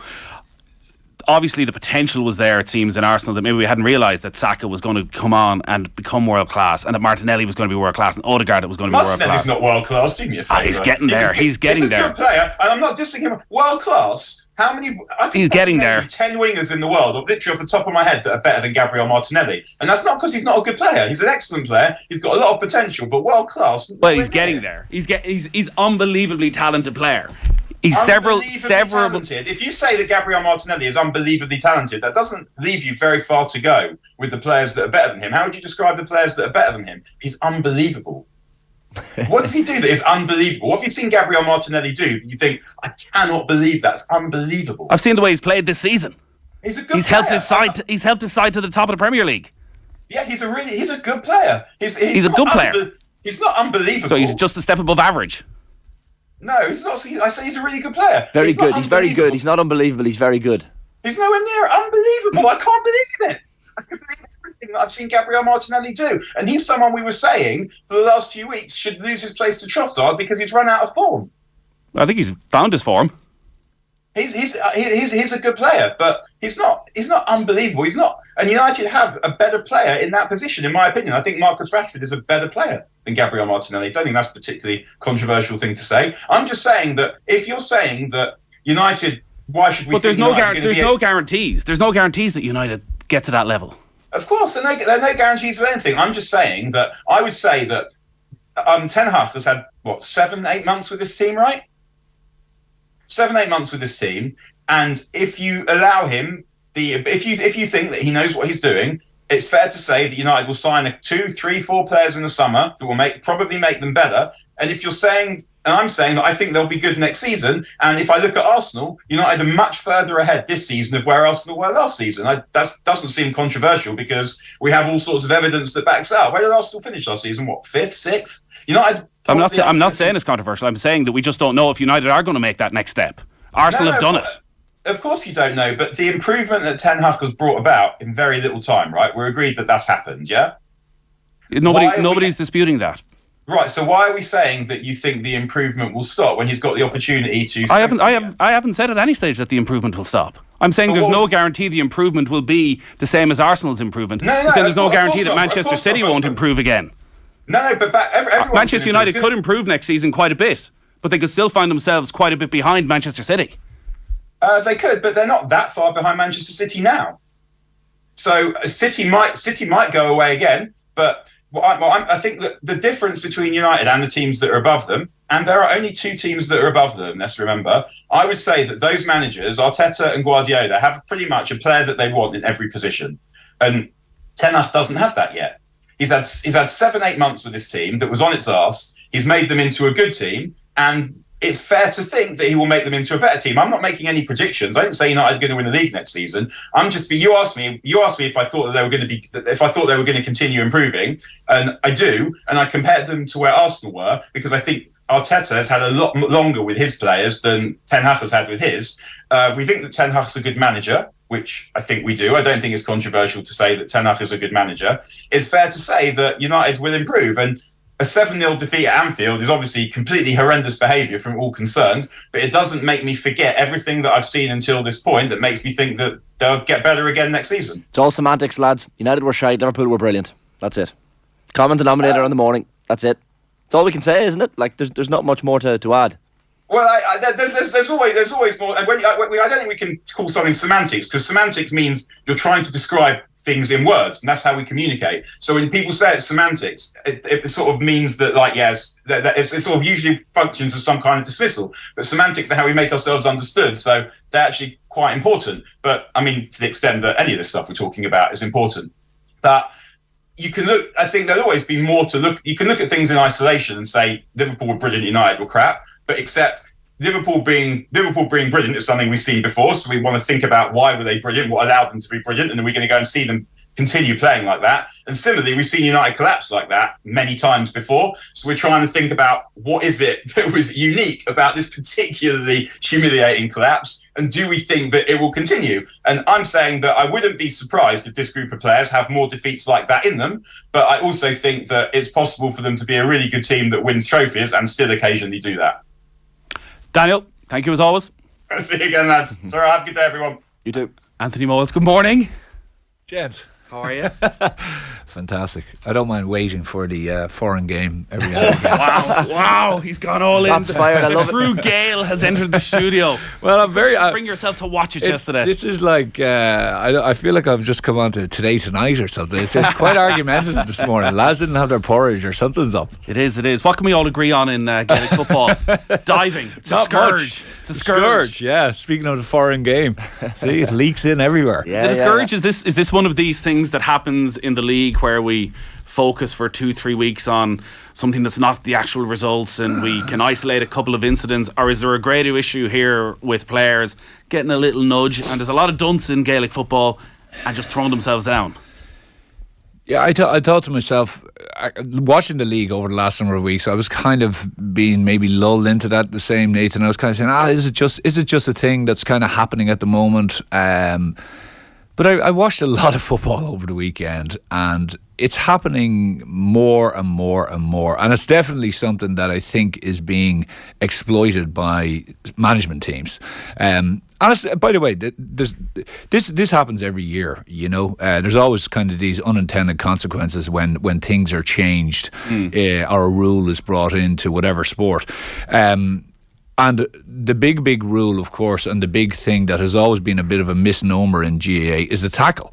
So what's happening now, I find, and you can see it with say, packed defences. And most 32 counties now try to get behind the ball. That's just a given. And what you try to do is obviously slow teams down. And then if you want to try to break that, you either shoot from distance or you come at speed at angles, and you go with a person's shoulder or whatever it is, and you come at an angle to try and beat a defender. But of course, what's happening now is that if you run into that honeypot, shall we say, and a guy manages to hold you up, well, then there's enough bodies around that they'll trap you very, very quickly, and generally you'll get done for overcarrying. So the honest player who actually tries to stay in his feet and maybe break that tackle or get his hands free that he can offload the ball is actually getting done for overcarrying. So fellas probably have looked at it and said, actually, in that instance, if you just go down there, you'll get a free. And because it's happening so fast, in the sense of I'm going to left to right and a man is coming off my shoulder and I flick him a pass and he's running at a different angle, the referee first of all has to quickly change his eyes as the diagonal of the play goes, and then invariably he runs into a tackle, and in that split second the guy goes down and you go, was he tripped? Was he caught high? Was it a good tackle? Was it a bad tackle? And more than likely, as he hits that, the referee just blows the whistle, and that's it. And you're seeing a lot of that now. That's a kind of a tackled situation. Because there's also a lot of other different things. Which is, so you're talking about just the game, the way the rules have changed. There's a benefit to going down easily. There's the other bit, which is play acting. Play acting, exactly. So the first one I think needs to be looked at, and it is a more difficult one for a referee. It is, okay, but I think they'd probably need to talk about it, and when they get into the championship they need to define exactly, they won't define, but they need to just be on the lookout for, because I think there's a lot of certain types of players who are doing it, the usual where you grab your arm and then try to bring you down, when the arm comes in over. Yeah, that one's a classic. So and it should be picked up, really. It should be picked up by referees. I find sometimes referees as well are finding themselves in advanced positions. I watched a lot of, as I said, even over the weekend, where referees are positioning themselves kind of in at the top of the D, actually, when the play is slow, which actually is a hindrance to the attacking team, and it's actually a help for the defenders team, because you now have someone who's actually in the space that maybe you're trying to create. But anyway, getting back to the feigning, I think that's a scourge, Nathan. So there was a few issues yesterday. There was one with Sean Kelly in the Monaghan game where, again, it feels like he goes down very easily. Was it Conor Cox who ran into Matty Ryan at some stage in the Mayo Roscommon game? Yeah. That is part of the problem here that there's such a pressure now being put on all the officials, the umpires, to see everything, and that they kind of feel if something happens, the referee will come to them. What did you see? I'm not sure. There was a little coming together.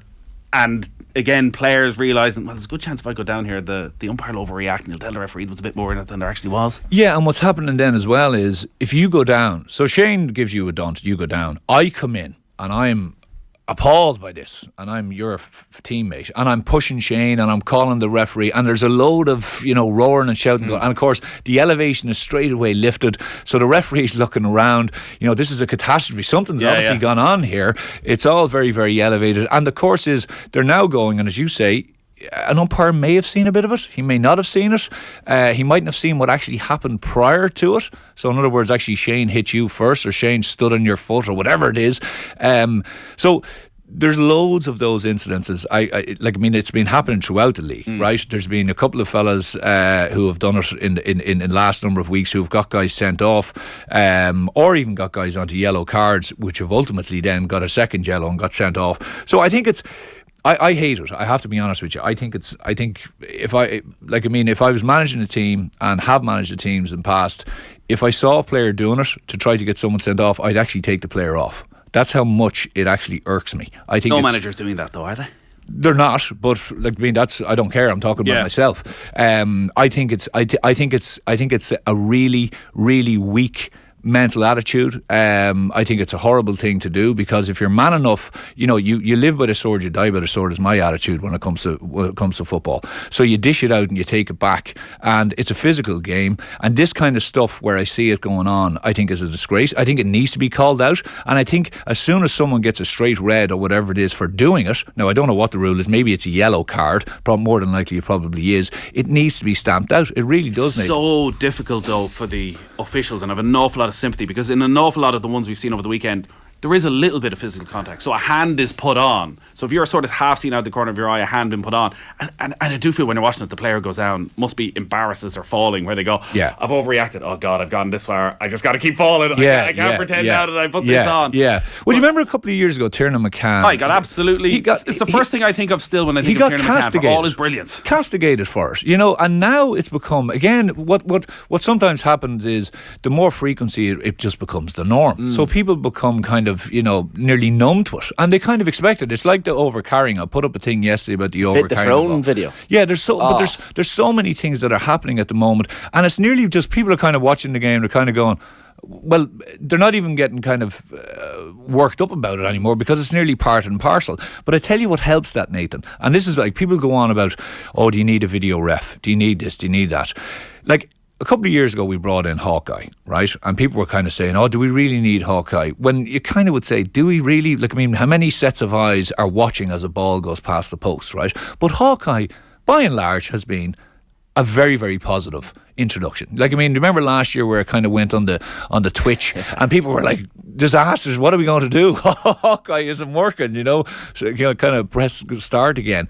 So I do not know, especially for Championship, why we can't bring in a video ref for those types of situations. I'm not saying for overcarrying. Where do you start? Where do you stop with that? Well, I honestly think for anything that's involving a kind of a situation where there's a coming together, as in off the ball or on the ball, it's a yellow card or a potential red card, or it's something involving something like a dismissal. I'm not saying, I know it's difficult, right? I know it is difficult, and I'm not saying this isn't something where you're saying, right, we have to set the parameters this morning. Because the problem is the Hawkeye problem of, so the Dubs are going to be punished all the time because they play all their games in Croke Park and they'll have 20 different cameras on them, whereas if you're down in Sean McDermott Park in Carrick and Shannon, you'll get away with murder because they won't have any cameras. That's true, but I think if you have Championship, there's generally, I don't know, 3 or 4 cameras if RTE or TG Carr or whoever is doing it. I'm sure you can get an angle on those incidences. It's not like it's in lightning speed. A lot of them are these kind of things where, I've tackled you or the ball is gone, and then next thing I throw an elbow back or I push you or something like this. It's generally innocuous stuff. But okay, if that can't be done, which I think it should be done, it has to be looked at. Or you just throw another 2 sets of eyes on it. Just put another 2. They have an assistant referee. Put one on the far side. Put one in each half. Like, just actually load it up with fellas who are actually have the ability to kind of watch. And literally, you would say as a referee when you're going out, because they all talk to the linesmen and the umpires, say, listen, I want you to observe stuff as the play is flowing away, or as you're literally watching players coming together. So you know, like, I mean, you know when it's going to happen. You can nearly see the flashpoint before it starts. And Jesus, if you're going down the VAR route in GA, it feels a very dangerous road when you look at what's happened in football, and it seems to have created even more controversy, if anything, in the Premier League over the last couple of seasons. Is part of the problem, particularly with Gaelic football, that like it is a physical game, so there is constantly comings together that sort of are in that grey zone of, well, is it a foul? Is it nasty? Like, what's a dunt? What's a dunt? What's the difference between a dunt and a red card? Like, do I need to properly hit you? Is that a red card, or do I need to hit you in the face? Yeah, I know. Well, again, I think I know I'm getting it back if I do either of these things. No. But it is a question, and it's very valid, because where do you draw the line? I think. Look, there are red card offences. Yeah. And there are yellow card offences, and then there's just a kind of thing of, listen, get up. So it is difficult, because, as I said, the tackle, all of those various different things where, it hasn't been massively defined. So you're in a situation where if I catch you here on the shoulder, but my hand slips up because you have actually dipped your head, and next thing I hit your head, is that a straight red for me?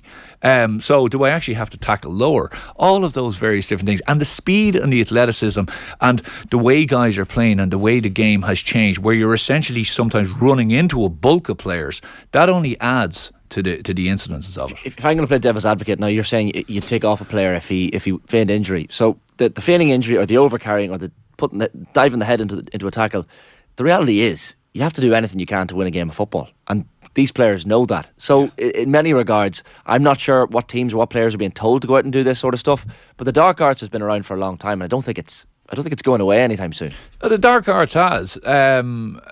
I just think, when I'm saying, if I was managing a team, you lads are on the team, and I see someone going down easy, I think what it does is it comes back to get you, right? I just think that's just, in my view, that's just the wrong way to play the sport. Okay, if you're hurt and you have to be down, I've no issue with that. Okay, now if I'm racing through on goal and I feel a tug on my jersey or whatever it is, and I go down, I'm not whipping you off for that, right? Okay, you've bought it free, and it's actually up to the referee. You've made, there has been an error. That's made, feigning as well, like the Sean Kavanagh, Conor McManus incident. Yeah, it's feigning, but it's not. I'm not feigning to take you sent off. I'm not feigning to get you a red card. I think get an advantage though. Yes, you are feigning to get an advantage, but it's so maybe I haven't thought this one through enough this morning. This is way too. I knew I was coming on to tonight. A couple of weeks ago, John Giles was in the studio, and I asked him if VAR was in existence during the 70s, how many red cards he would get, and he said, he wouldn't have got any because grievous bodily harm was in existence. Yeah. If VAR was around when you were playing for me, I'll tell you, you'd have one less Leinster title for starters. But how many red cards? No, but like I take your point, and there is the thing of you go out and you win at all costs. So what does it all come back down to? It all comes back down to official, and it all comes back down to the ability to actually officiate in the proper manner. So people will say, referees. I think referees have a really unbelievably difficult problem, and the problem is they are mic'd up. I think they definitely need more assistance. So they need more assistance where someone who's even just watching the match, someone is watching the coverage and is able to just quickly go back and say, no, listen, that was whatever it was. You would be there all day. You're right, Nathan. If you were going back on VAR and doing a situation like that and going back to the incident, where did the source of the score come from, and was there a free that should have been given all the way back there? I don't think so, but I think in certain things, like Hawkeye is a very specific thing, and I think you could get a very specific thing for some incidences whereby a player is deemed to have been hit and has gone down or something along those lines. When you get into the steps, you get into loads of different things, the time wasting. A goal goes in against Mayo yesterday in Roscommon, and the goalkeeper jumps for Cox, stands up then straight away after it, and then realises, actually, probably should go down here and take the sting out of the game. And next thing, he's down holding his leg, and he takes a good 2 minutes. But like, that's all part and parcel of it now. And again, all of that. But I just think there is a bit too much of this where there is either little or no contact, but guys are going down. It is embarrassing, as you say. And I think it has to be stamped out. We're not going to have any time to talk about the actual matches over the weekend at this rate. Sorry. Derry against Dublin. So Derry have this brilliant second half comeback. Yeah. We were just talking about Brendan Rodgers and how influential he was. You were in last week talking about Kieran Kilkenny and maybe... I don't want to put words in your mouth. His game not developed. He's still doing the same thing he did 5 years ago, and he was the best in the game, and probably the best we've ever seen in the game at recycling possession. That incident in the second half where he hand passes it over the bar instead of going across to Cormac Costello, and they get the goal and they probably win the game. What's the mindset of Kieran Kilkenny in that position? I don't know. Like, I mean, he's like, Kieran is the type of fella who you would regularly look and he's getting a 7 out of 10. He's solid. He's getting on lots and lots of ball. He's doing a role that is perfectly suited to Dublin, I think. But Dublin, maybe of the last 5 or 6, 7 years, they again. Do you feel when you say 7 out of 10 every game, do you feel he sacrifices himself for the team, that actually he could be, and he could have been the star man of that team for the last 5-6 years? He could be a Brian Fenton, a 9 out of 10 every game, but actually he plays within himself for the betterment of the group. Well, I think what he does is he provides a very, very solid, sure role, which is that he very rarely gets dispossessed. He very rarely gives the ball away. I'd say his stats are that most of the time he is delivering, and as I say, he's very, very little balls given away. But I think the modern game, you have to be able to, we've spoken about this loads of times, you have to take chances, okay? You have to be willing to either offload as you're coming, like rugby, into a tackle. You have to be willing to take a chance to go at teams. You have to be willing to put a long ball in every now and again. You have to be willing to spread the play quickly, or else you're just going to go into this lateral game, which is killing sometimes teams in football games. So, but I think when he looks inside, they're light up front, Dublin, at the moment. Lorcan O'Dell, Dean Rock didn't really do great yesterday. Costello was in and out of it. They're working hard. They're all working really, really solid, but they just don't have that spark that they had in that forward line where it really scares the daylights out of you as a corner back. Even Con, flashes of it. But the one where he comes in, I think what's going through his mind there is probably conservatism, really, Nathan, because if he looks up and takes a quick scan across, it's a quick hand pass to Costello, and dare I say, they probably win that game there, because it's 65 minutes on the clock, and Costello sticks that away, and they probably push on. So it's just, I feel with that Dublin team at the moment, like Lee Gannon kicks 3, I think Fenton got 2. So where the score, whereas before it would have been always very forward heavy scores from Dublin, now it's been spread around, and there's nothing wrong with that, but you're kind of thinking, what are we not doing that we can't get our inside guys on the ball to take shots, to take scores? And look, fellas will probably argue and say, well, that is the modern day. You need cornerbacks and you need half forwards and midfielders or halfbacks taking some points, and that is true. But also, you would think with the power that they have up there, that they need to be getting more. We knew Division 2 was going to be where it was at this season. I mean, you just look at the 8 teams at the start of it. Kildare, I mean, I don't know where to start with Kildare. 7 points they only scored against Derry and Cork, I think. 12 points at the weekend, but still losing to Louth by 5 points. And they're in serious. I'm just looking at their fixture. So themselves and Clare on 2 points. Kildare have Limerick away and Meath at home, whereas Clare have Derry away and then Limerick at home. I can feel his eyes on me straight away. I know exactly if Kildare beat Limerick next week, it's probably going to be Kildare Meath for a place in I can guarantee you Meath now have the it'll be Kildare Meath on the last day. It's just relegation shootout. Yeah, it's just written in the stars. Who's going down? Because two relegations on the trot would be disaster for Kildare. I'm not saying it wouldn't be a disaster to get relegated for Meath either, but I mean, there's so much on the line with the Tailteann Cup as well. If I'm looking at the psychology of it, Meath go in against Dublin in Navan, and most Meath supporters will go to it thinking, well, we're not going to win this game, so a good performance is kind of what. So what's a good performance? Is that being bet by 8 or 9 in the end, and you just loads of effort and da. What? So if you get that, the psychology may not be too bad going into that last game. Okay, Kildare play who? Kildare have Limerick away before the Meath game. Well, like Limerick could have beaten Mead yesterday. Okay, Mead missed a bit at the end, but Limerick, and that's after Limerick getting their handed to them for over the last number of weeks, right? So definitely the confidence is low in Meath. The defensive setup is poor. So you're coming in deciding if Kildare managed to get back on the horse a bit against Limerick, now their confidence is kind of getting back up to saying right, and it is a shootout. And Kildare, Meath Kildare, so it always seems to be the last game. Geez, the amount of times we play Kildare in the last day in Navan is unbelievable, and generally it's for something, whether you're either getting promoted or relegated. So I don't know what's Kildare looking bother. Like Louth won that game pulling up, lads. Pulling up. They had the game probably done by half time. Glenn Ryan, I think, feels like a fella, he's saying getting back to basics, and our basics aren't good. That's what does that mean? That's the kind of guy who's probably scratching his head. He's not saying our defensive system's not good, he's saying our basics are not good. That's not something either an inter-county manager can sort. Like, that's stuff from being a kid. If your basics aren't good, if your kick pass and your decision making isn't good when you arrive in, I know it can get better, but you need that stuff when you land as a senior inter-county player. It's a worry for a team that were Division 1 and are now Division 2 and are now potentially looking at Division 3. So what has changed? Because I would have felt, even from the first, if we rattle back to only about 5, 6, 7 weeks ago when they played Dublin in Croke Park, they could have bet Dublin that night, and they looked quite decent actually, Kildare.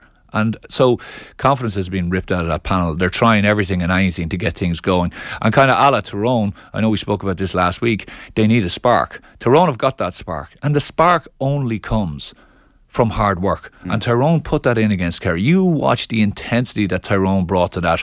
Every single fella did their job. Every single guy chased and harried and hassled. And if you watch the flip side to Kildare, just even watch the second goal.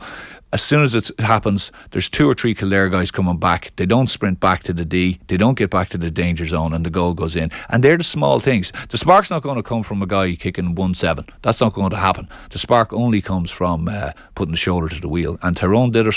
And now, all of a sudden, Tyrone are like, oh, Monaghan, Tyrone and Clonus the next day. Delete all the Tyrone in crisis articles that we did last week. Exactly, Anthony, great stuff as always. Thanks for joining us in the Cheers, studio. Don't miss all the action in Rugby Daily today in your OTB podcast network, bringing you everything you need to know about rugby. It's all in partnership with Deliveroo. Deliveroo has some great bundles and deals, so open up the app, make your choice, and watch your rider come to you. Deliveroo, food, we get it.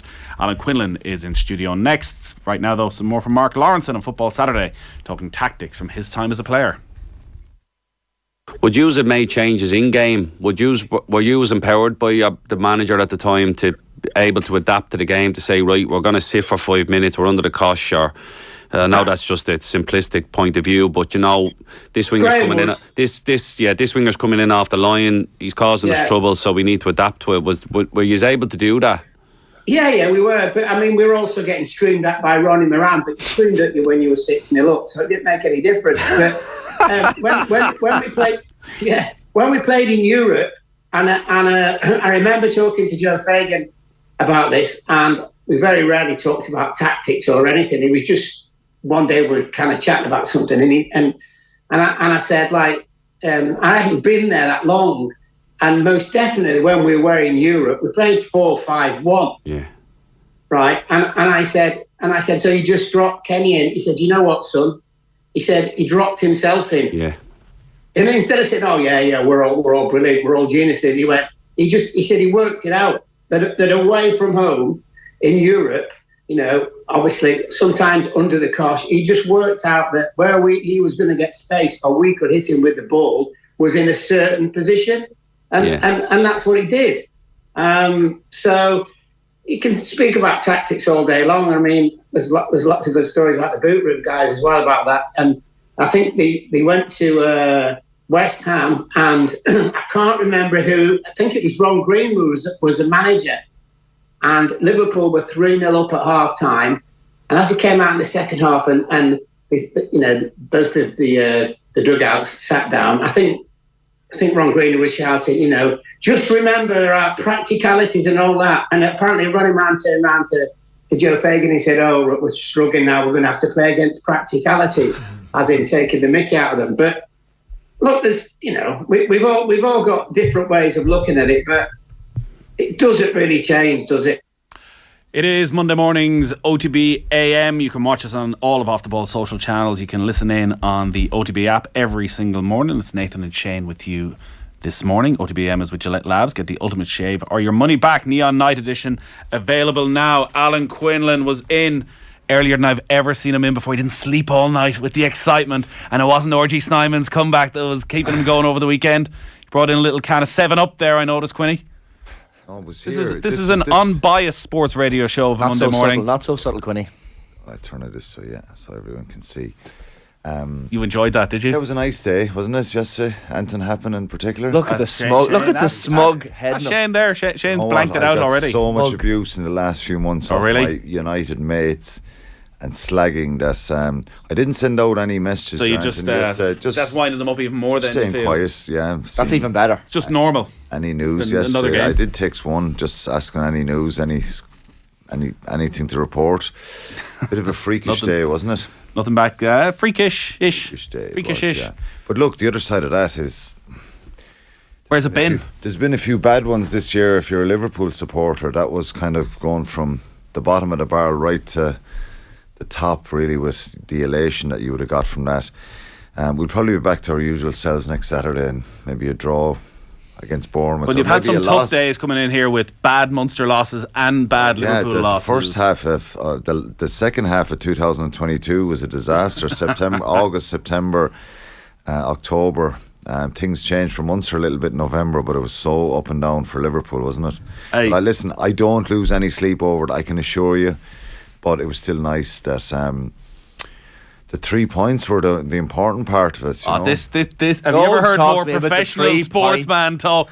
It's all about the 3 points. 1-0 win, you'd have taken it, yeah. It's all about the 3 points. I'd have taken a 1-1 draw before the game yesterday. So you'll definitely take it. Because United have been very good, to be fair. They've been very good. But anyway, just it's a bit of a reality check for them, isn't it? Has that ever, in your rugby career, it wouldn't have happened much. What was the biggest beating you ever took? Yeah, like how do you respond to that? Somebody asked me that outside there, and I remember going to Cardiff, I think it was 2004, after Wasps knocked us out of the European Cup. I was coming back from my shoulder injury, the one at the World Cup previously in the previous October. So I'd been out for a long period of time, and obviously Wasps won the game. It was that memorable game in Lansdowne Road.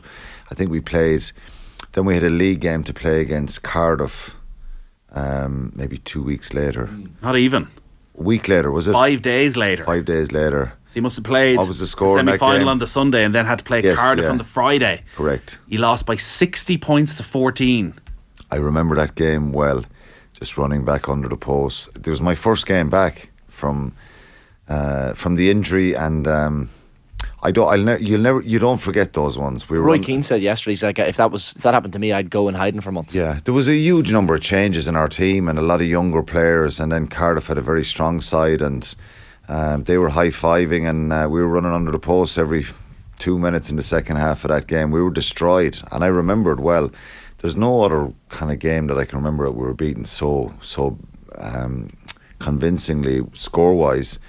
In the earlier days, a few. Second string Munster crashed to their 7th defeat in 8 Celtic League games. Yeah, it was 9 tries. Much up and down. But that one sticks out. Munster coach Alan Gaffney made 9 changes to the side, who cruelly lost, of course, that European Cup semi-final to Wasps last weekend. It was a few too many, though. One new name that leapt out was that of back row Alan Quinlan, returning for his first game since injuring his shoulder, while scoring Ireland's only try against Argentina in the World Cup. Of the new look Munster side, only inside centre Rob Henderson really impressed. Well done. You got to mention anyways. We got walloped, against a strong Cardiff side. Do you have team meetings then in the week following? Like, how do you respond to that? It was a terrible going out in the European Cup and to the Wasps has an effect, and I don't know where we weren't in contention for the league either. So that was it. We were just seeing out the last couple of fixtures, and I think, look, to be fair, we might have come back and played 2 or 3 more and finished the season strongly, but that one sticks out. That's sport, isn't it? The ups and downs of it. Nobody would have predicted that yesterday, and sometimes sport throws up those crazy results. Maybe it was the good Lord above was just trying to give us poor Liverpool fans a little bit of a lift after all the setbacks during the season and the slagging we're getting. So You're on commentary for Munster Scarlets, which was exciting in its own way. Munster 49, Scarlets 42. Which must be up there with the highest scoring Munster games of all time. Yeah, it was crazy. Given Munster were 35-7 up at half time, played really well in the first half, and then complete role reversal. I think Scarlets just probably a mixture of them waking up and Munster being a little bit porous in defence, and crazy scoreline, at 47-42. You think Scarlets could snatch a draw here, and Munster were kind of hanging on a bit near the end, but again, they can take so much out of the attack, but I think probably a learning curve for them would be being able to control and deal with this and being ruthless and learning that, and sometimes you need to learn that in sport, about that ruthless edge. And there was always going to be a reaction from the team. You're walloping in the first half. Scarlets are, even though they had a dreadful start to the season, they won their last 4 games, and on paper some very good players in that team. So I think what Welsh Rugby is going through as well, I feel sad watching them at the moment. Cardiff against Ulster on Saturday night, and you're just thinking the Ospreys were beaten by Benetton. Connacht beat the Dragons. Obviously it's good for Irish Connacht, that game, but 4 losses for the 4 regions at the weekend. Given everything that's gone off the field, it's shocking. The story about Willis Halaholo, he got injured last week for Cardiff. Did his Achilles. He's out for the rest of the season now. He's out of contract. The offer he's got is tiny. He took to Twitter at the weekend, if anyone wants to see it, basically saying I won't be able to pay my, feed my family at the end of this, because we've got mortgage or rent or whatever he's got to pay. And I think he would have been probably one of those players who's on 150, 200 grand as an international player in a club like Cardiff, who's been offered 30,000 now. It's a massive drop. But the problem he has, whatever about the contract offer, no club will take him now. He's in injury, so it's tough going. And so I was, in some parts of me on Friday night, I was glad that the Scarlets came back and made a game of it. But look, the big story is it's Munster's 10th win in 13 games since the South African game in November. And we just mentioned the start of the season, how tricky it was. But RG Snyman back on Friday night. Yeah, that's a big one. The stats say he made 5 tackles and 1 carry. Again, memories for me of coming back in 2006 from my knee injury. And anybody, you're not looking to make an impact in the game on the first night back. You're just you're not. Test the legs. It must be crazy what's going on in his head, because it was the second injury. He had a setback. Then he's been out 18 months with the second cruciate. He should be back probably a little bit way sooner than that, but he had another setback in his knee as well. So 2 cruciate injuries and some other problem that was there, and he's come back. So you can imagine what the player's thinking and what kind of nervousness he's going through to get back out onto the field. But it was a nice moment, because he is. If you don't like Munster, it's you like to see a player come back and get an opportunity to, because from where he was beforehand, Well, that's what I was going to say, because when we look at Munster, there seems to be a feeling that they, even if they get this together, there's still a ceiling because of the quality of players they have. He's actually somebody who, if he could somehow get back to his very best, can see them smash any ceiling that's there. Yeah, he will obviously add to any team that he would go in, and they've. The turnaround from them has been very encouraging, but they're still a little bit short physically in certain areas and depth-wise. There's lots of positive young players that have come through. But having him back, he and any team, Nathan, at international level, if he's fit and well, and just you could see the way he was able to play for South Africa, and the performances he was putting in, and the way he kind of announced himself to the world. The depth they had in that second row position at that World Cup in 2019, South Africa, and both himself and Damien Dialende signing from Munster a number of years ago, was obviously they were 2 marquee signings. Dialende is gone. This fella got offered a new contract, and is it an hour of rugby in 2.5, 3 years? So it's tough for him, and take away any kind of sort of allegiances. I think everyone would want to see a sports person get back and get an opportunity to play for Munster and play rugby again. It can give you a serious boost to team when a player like that returns, because it almost feels like a new signing in many ways. Yeah, it is, yeah. And unfortunately for Munster, Tyke Byrne is out for the rest of the season, so he may get back for a little bit at the end, but you would think too much to expect Snyman to make any sort of impression. Like, is he in a position where he could be starting that game in the Champions Cup in a few weeks? I don't know. I think he needs a fair bit of rugby under his belt, and they'll probably manage this situation in a way that's best for the player, not best for them, in a sense that they're going to take huge risks for him. I think Glasgow in a couple of weeks again, they play after the Six Nations, and I doubt you'd be starting him in that game. You'd be trying to get him another 20-30 minutes again, and then they go to the Sharks. So I don't see it. I think the biggest problem for anyone who's had an operation and out for a long-term injury is usually the injury itself is okay, but it's the rest of the body and the conditioning that it takes time to get back. When I came back in 2006, there's no way I would have, when I came on for the final in the Heineken Cup final in Cardiff, I came on for 4 minutes. If I had to come on in that game after 2 minutes, would I have been able to play 78 minutes at the pace required? No chance.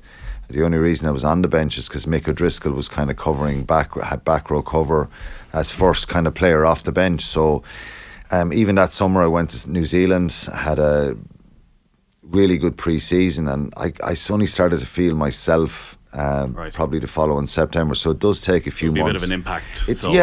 And look, he's someone in the position he's in that he's very skillful, but it takes a little bit of time to get the conditioning right, and look, hopefully he can get a run now and get a bit of luck for himself. We'll talk to you a lot more later in the week about the game against Scotland, but by the time you're in again on Friday, the team will be probably been named by then, or maybe it's Friday afternoon actually with the game on Sunday. It looks as though Ireland are going to be in a good place injury wise, that Henshaw, Furlong, Gibson Park, Sexton will all be fit. Maybe Ringrose will be back. Has anyone done enough when we're looking at team selection to keep them out of the team? No, you got to put them all back in, to be honest. I think Stuart McCluskey had performed very well in the first 2 games. Obviously what happened in Rome, that combination of Stuart McCluskey and Bundy Aki didn't really work, because Bundy is not an outside centre. He probably that whole defensive continuity struggled a little bit.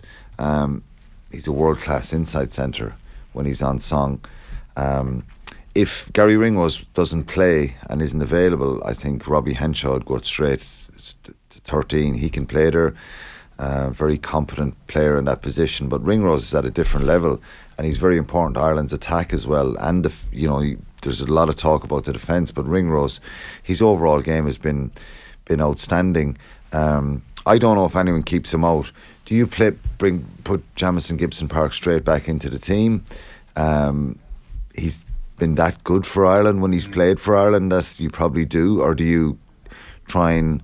It just depends. Scotland's going to be pretty physical, I think, and abrasive, and to have the opportunity for Andy Farrell to call on incredible experience and quality, and you've so much power, and the only thing is Robbie Henshaw's undercooked for game time. Gibson Park is, Furlong is.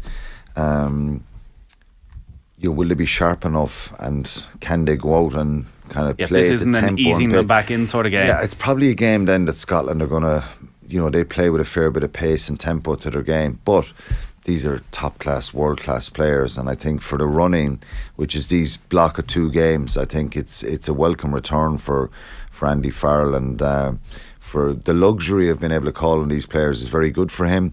And I think for the first number of games, obviously Wales and France, with the injuries, the changes, I think he's learned a lot about his squad depth as well, which is really important for him. All right, Quinny, great stuff. Cheers, we'll have plenty more build up to Scotland against Ireland later in the week. Are you bringing that can of 7 Up with you?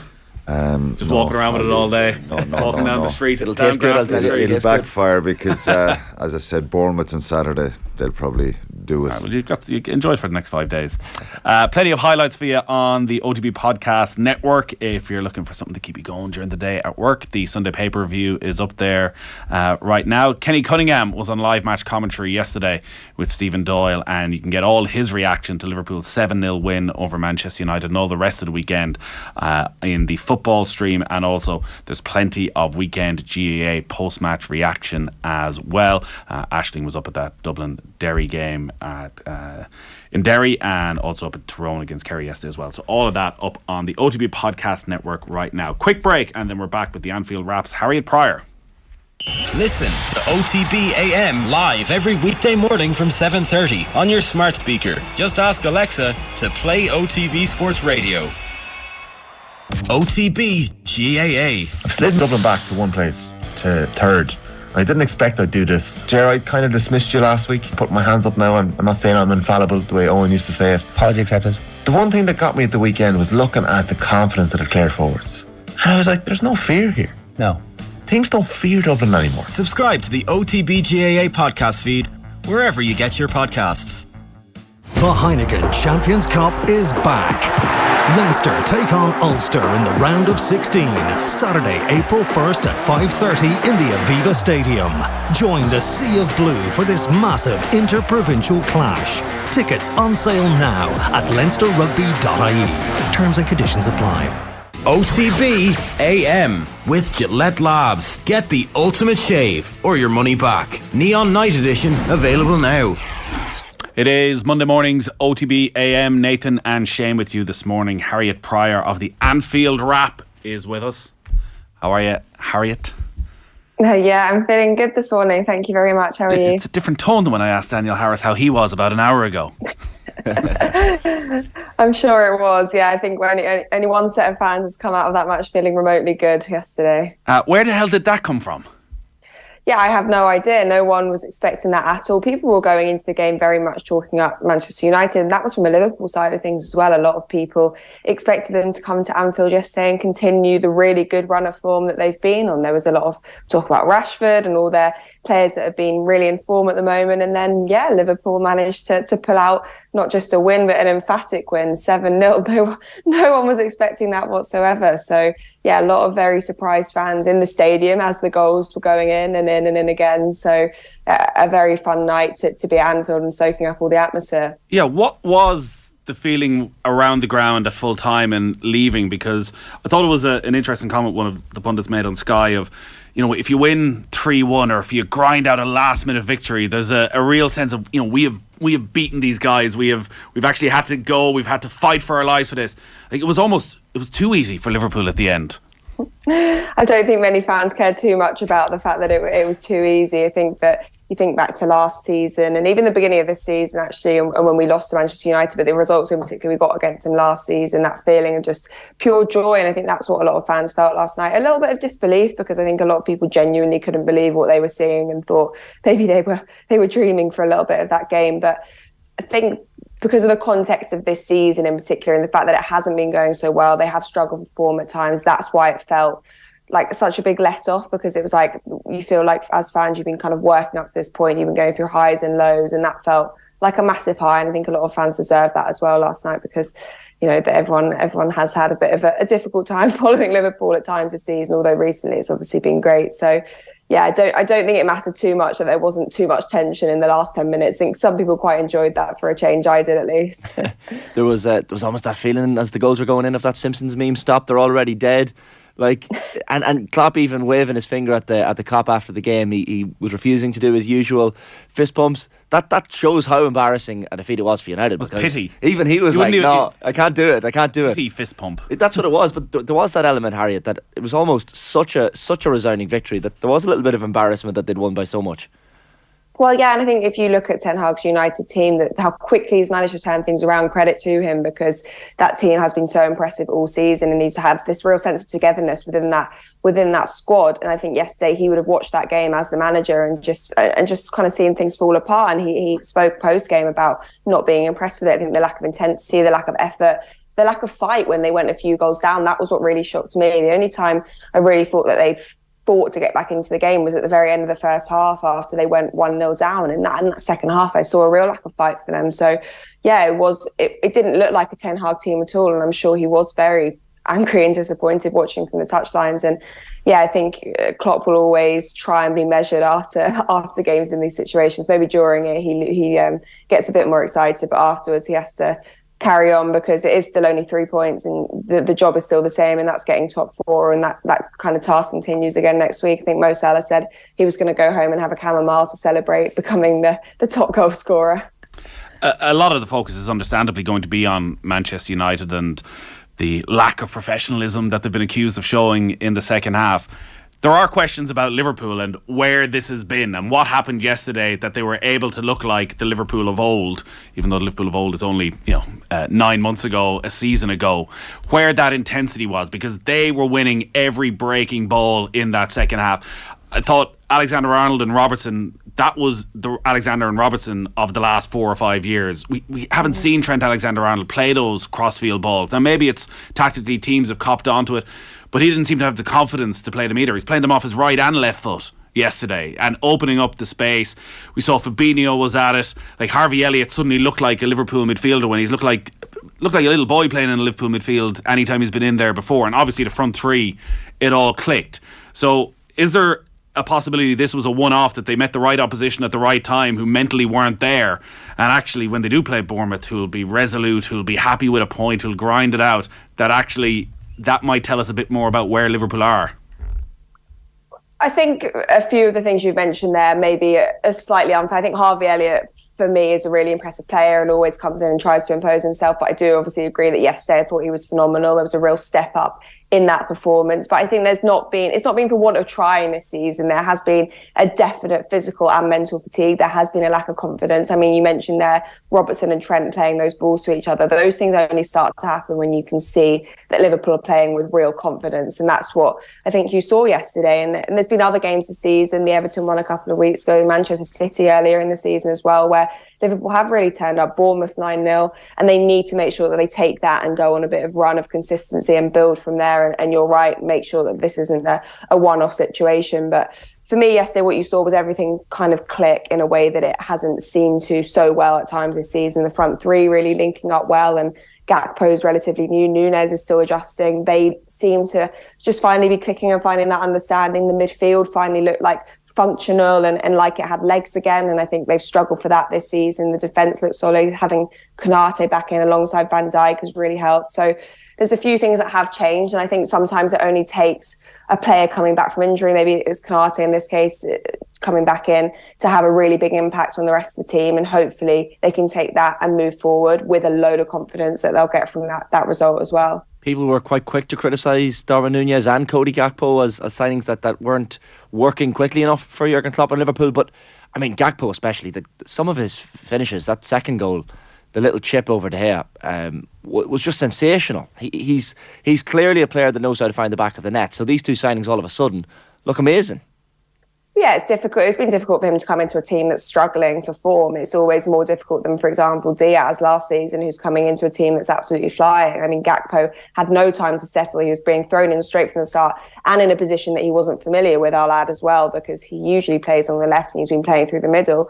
And so, people were surprised that maybe in 2-3 games that he didn't look incredible and like he'd always been in that Liverpool side. And now look, after only a couple of months, he looks so settled, so calm, looks like he's got that aggression. And I think that's what maybe he was missing a little bit he needs that bit of side of aggression to play in the Premier League. He's adjusting to the pace really well.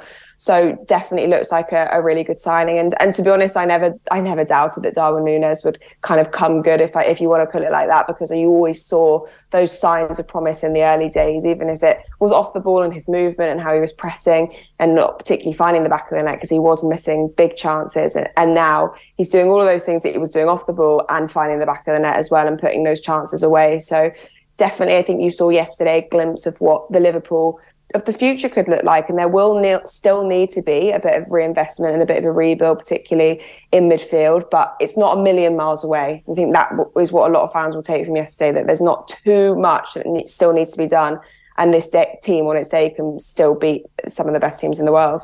Is there a regret though that investment is coming a little bit too late for that midfield? Because when you look at the intensity that they played with, and Fabinho and Henderson had some of their better games of the season, if they had, maybe Bellingham wasn't possible, and maybe Mason Mount comes in and he gives them that energy that they want, but it does feel like a bit of a lost season, that if they made the right signings, if they had the energy in midfield, that they could have played with the intensity that brings the best out of Salah. Like, there's no question when Liverpool are at it in midfield, when they're winning the ball high up the pitch, that suits Salah very well. And that maybe nobody could have predicted, maybe none of the sports science suggested Fabinho was going to face this cliff edge that it feels like he's faced this season, and that Henderson would have a dip at the same time, and that Thiago will continue to be as injury prone as he was.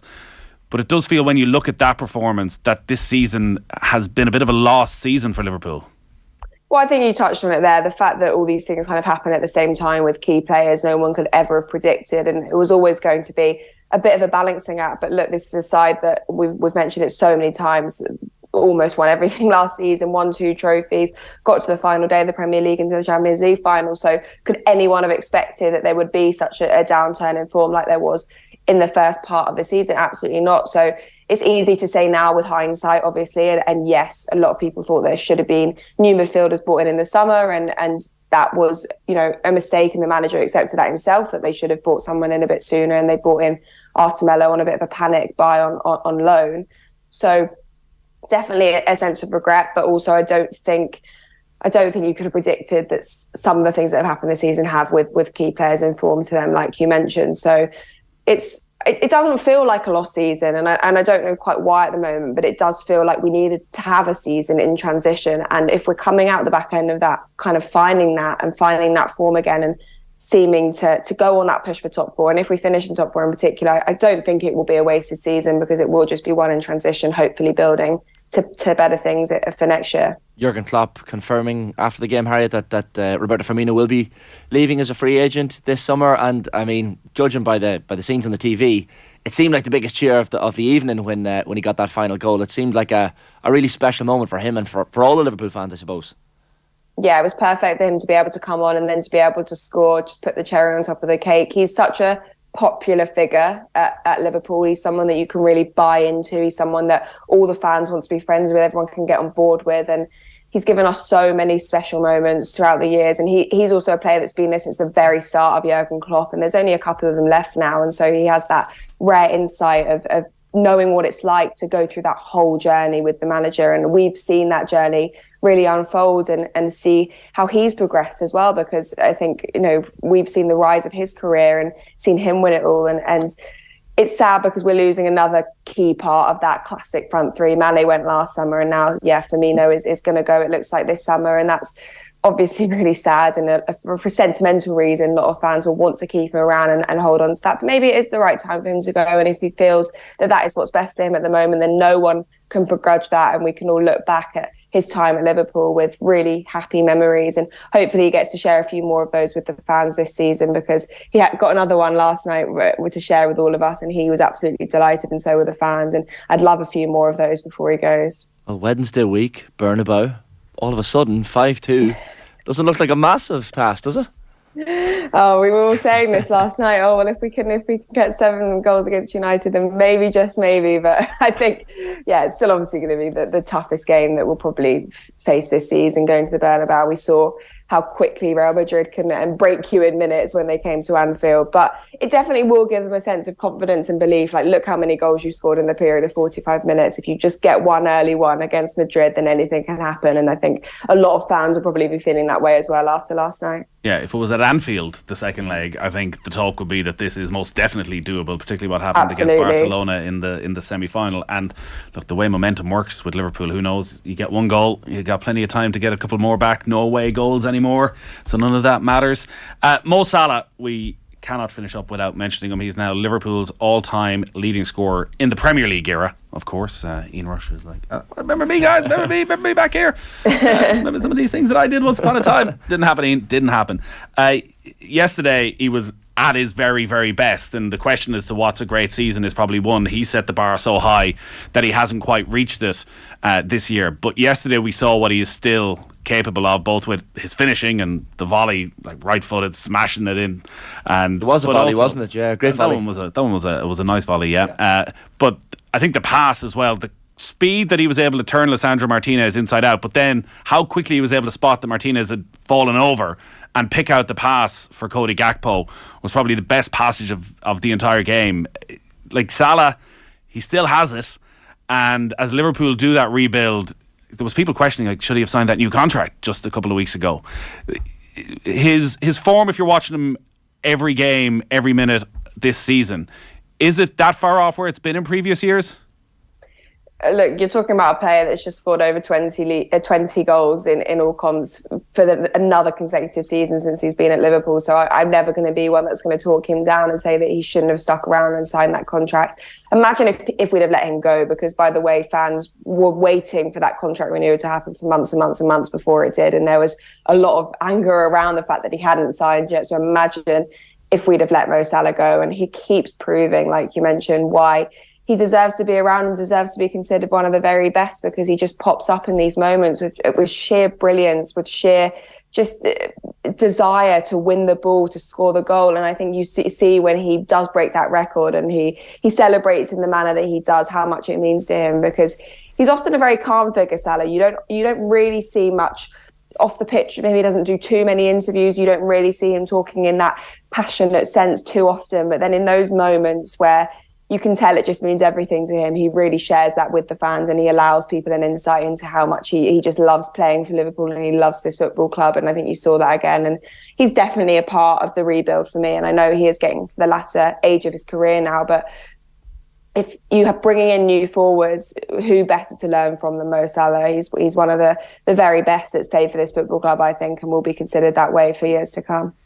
All right, Harriet, enjoy the day. Thank you very much. I'm sure I will.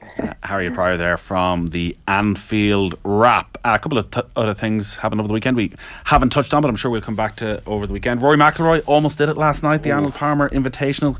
Kurt Kitayama. Hang on, this was brilliant stuff. It's one of these elevated events. So you got all the big guns there. Yeah. John Ram started the week brilliantly, faded rapidly. I did look at one stage last night like we might have maybe an 8-man playoff with Spieth, Scheffler and McIlroy. But what's the most we've ever had in a playoff in a PGA I think tournament? there's been recently it was a 6-man playoff. Class. But this would have been just the quality of players. But Kurt Kitayama, in fairness to him, hung on in there. Rory, interesting comment. He was leading on 14, but said he wasn't looking at the leaderboard and sort of assumed he was still behind, and probably took on a tee shot in 14 he wouldn't have taken on if he had known he was actually in front. So I don't know, was that a little error of judgment? But he played well this week without being exceptional. Sort of like Scotty Scheffler, but like this couldn't be better set up. We're just a month away from the Masters. Perfect timing, isn't it? 3 weeks away from the Masters, just over 3 weeks away from the Masters, and you've got Scheffler, Ram and McIlroy both all red hot right now. So that's set up nicely. Matt Doherty made his Atletico Madrid debut. Finally. I mean, got 12 minutes in a 6-1 win over Sevilla, but probably disappointing actually for Matt Doherty, because Molina, the Argentinian right back, was out, so you sort of thought maybe he'd just slot in, but they actually changed the entire system to not play Matt Doherty. So he's not going to get a huge amount of game time. I did the Everton game yesterday. Seamus Coleman was brilliant. See, this is the thing. He's coming into form at the perfect time for the Republic of Ireland. I guess Stephen Kenny's looking at the likes of Matt Doherty with a little bit of concern, because before the France game, you need to play players that are playing, don't you? That's the argument for Evan Ferguson to be thrown straight in, because at least he's playing and scoring goals. So yeah, there's decisions to be made there, but maybe Matt Doherty plays left wing back, possibly. Regardless, I don't know. There are big decisions to make there, and that's certainly one of them for Stephen Kenny. My big thing from the weekend, Nathan, was Fernando Alonso's performance at the Bahrain Grand Prix. Oh yeah. Brilliant. Started at 5th on the grid with Aston Martin. There was a lot of buzz out of Aston Martin in testing, pre-season testing. They were very, very speedy. And then went down to 7th straight away. He was hit from the back by his own teammate Lance Stroll in the first corner, one of the first corners. And eventually some serious overtaking manoeuvres on Carlos Sainz and Lewis Hamilton to get a brilliant podium finish for Aston Martin. Like, the problem with Formula 1, I'm worried that it's going to be a repetitive this year. Procession. Toto was saying they're miles off it afterwards. And Max Verstappen's just so much better than everyone, even his own teammate Checo Perez. He's just, it could get to the point where it's boring. He's pulling away and streaking away. Look, it's very, very early days. It's only after one weekend, but certainly the early signs are that it's Verstappen's to lose once again. John Doe says Liverpool 17, Manchester United 2 aggregate score over the last 2 seasons. I went back and it was Liverpool have scored 21 goals in their last 5 games against United. Jeez. That's the same amount they scored in the previous 10 seasons combined. So 1 goal in 8 United have scored at Anfield in their last 8 games. Like all of the Snapchat and WhatsApp groups today between friends who are Liverpool and United fans are just split. How many fans across the country this morning are not speaking to each other? It causes ructions, it causes fights. We had Snapchat groups. Are people still on Snapchat? I'm only on Snapchat because we have that one You're group. too old for Snapchat. I am way too old for Snapchat, but instead of WhatsApp we have the Snapchat group that all the lads from home in Monaghan are into. We need to move it over to WhatsApp, let's be honest, lads. But yeah, it was hopping yesterday. Of course the Liverpool fans were out in Barry force. Power says Liverpool will have an open top bus parade at the end of the season for beating United. Meanwhile United will win minimum 1 more trophy this season. Funny, like if you had said to me before the game, one of these teams is going to win 7-0, I mean, based on form, you're like, well, okay, maybe. I mean, it would have been a shock, but United could have done it. But that result yesterday has just come out of the blue. How both teams respond? Like, do Liverpool push on from here? Do United react during the week? Well, Liverpool are already pushing on, is the thing, in that they've kept 5 clean sheets in a row now in the Premier League. They are on a run of form. It's just how far can they sustain that? They've got a massive month coming up where they play, or massive week at the beginning of next month where they play Manchester City, Chelsea, Arsenal in quick succession. But they're the form team for top 4, aren't they? Out of Europe. Well, they are, because Tottenham and Newcastle are both stuttering massively. Back-to-back promotions on the cards for Cavan. Shane, Cavan lad, or Cavan lad 100 who said that. Shane refuses to acknowledge anything to do with Cavan. So one day he's off, we'll do a nice little feature on Cavan. And Adrian McGrath responding to Anthony Moyles' comments. 3-match ban for simulation that leads to a card. It needs to be called out, then name the biggest players in the game who do it. You probably would end it pretty quickly if you had retrospective action against a couple of players after a weekend and said 3-match ban, you're done. You're going to miss the first game of the championship. I mean, players would not dive whatsoever. Yeah, the issue, as Anthony Moyles said, is officiating. And there's so much pressure on referees. You have to feel some sympathy for them because they're, even with the over-carrying stuff, I mean, counting steps and then keeping an eye on offensive marks and all the rest and off-the-ball incidents. They have an impossible task. Sympathy for refs. That's a nice way to finish the show. We're back on the radio tomorrow night. Tonight even. We'll be back tomorrow night as well, but we'll definitely be here tonight from 7 o'clock. Full night in the League of Ireland tonight. Going to see if Rovers can finally get themselves a victory this evening up against Cork City. What's wrong with Shamrock Rovers? Cork City. Well, if all their centre halves could stop getting sent off, they might have a chance. Second from bottom in the league, beaten by Derry. Played all right though, I thought. Played all right. Good for no need to panic just yet. It's good for the league. It's the opposite. That's what we're all about here. It's good for the league. The opposite of the Max Verstappen problem. We have the best team kind of faltering a little bit. It was a good game. It was a good game between Derry and Shamrock Rovers. So we'll be reflecting, obviously, much more on Liverpool and Manchester United on the radio tonight from 7. Monday night rugby in there as well. And then on tomorrow morning show from 7:30, Rashida Adeleke's coach Johnny Fox will be on. We'll have more reaction to Liverpool's 7-0 win against Manchester United, continuing our build-up to the Scotland game in the Six Nations. Adrian and Shane will be in the hot seat, and Kenny Cunningham is going to join the lads in studio. OTB AM with Gillette Labs. Get the ultimate shave or your money back. Neon Night Edition available now. Right now, it is the best of the Sunday paper review, where Joe was joined by Cliona Foley and Roy Curtis. Fair to say, we have Cliona Foley, broadcaster journalist, here in studio, as is Roy Curtis of the Sunday World. You're both very welcome. Yep. The other story on the front page of the Sunday Times, I know, Cliona, will sink your heart. FIFA tells Premier League to embrace 100-minute matches. I thought of you straight away when I saw it. Imagine. Football already too long.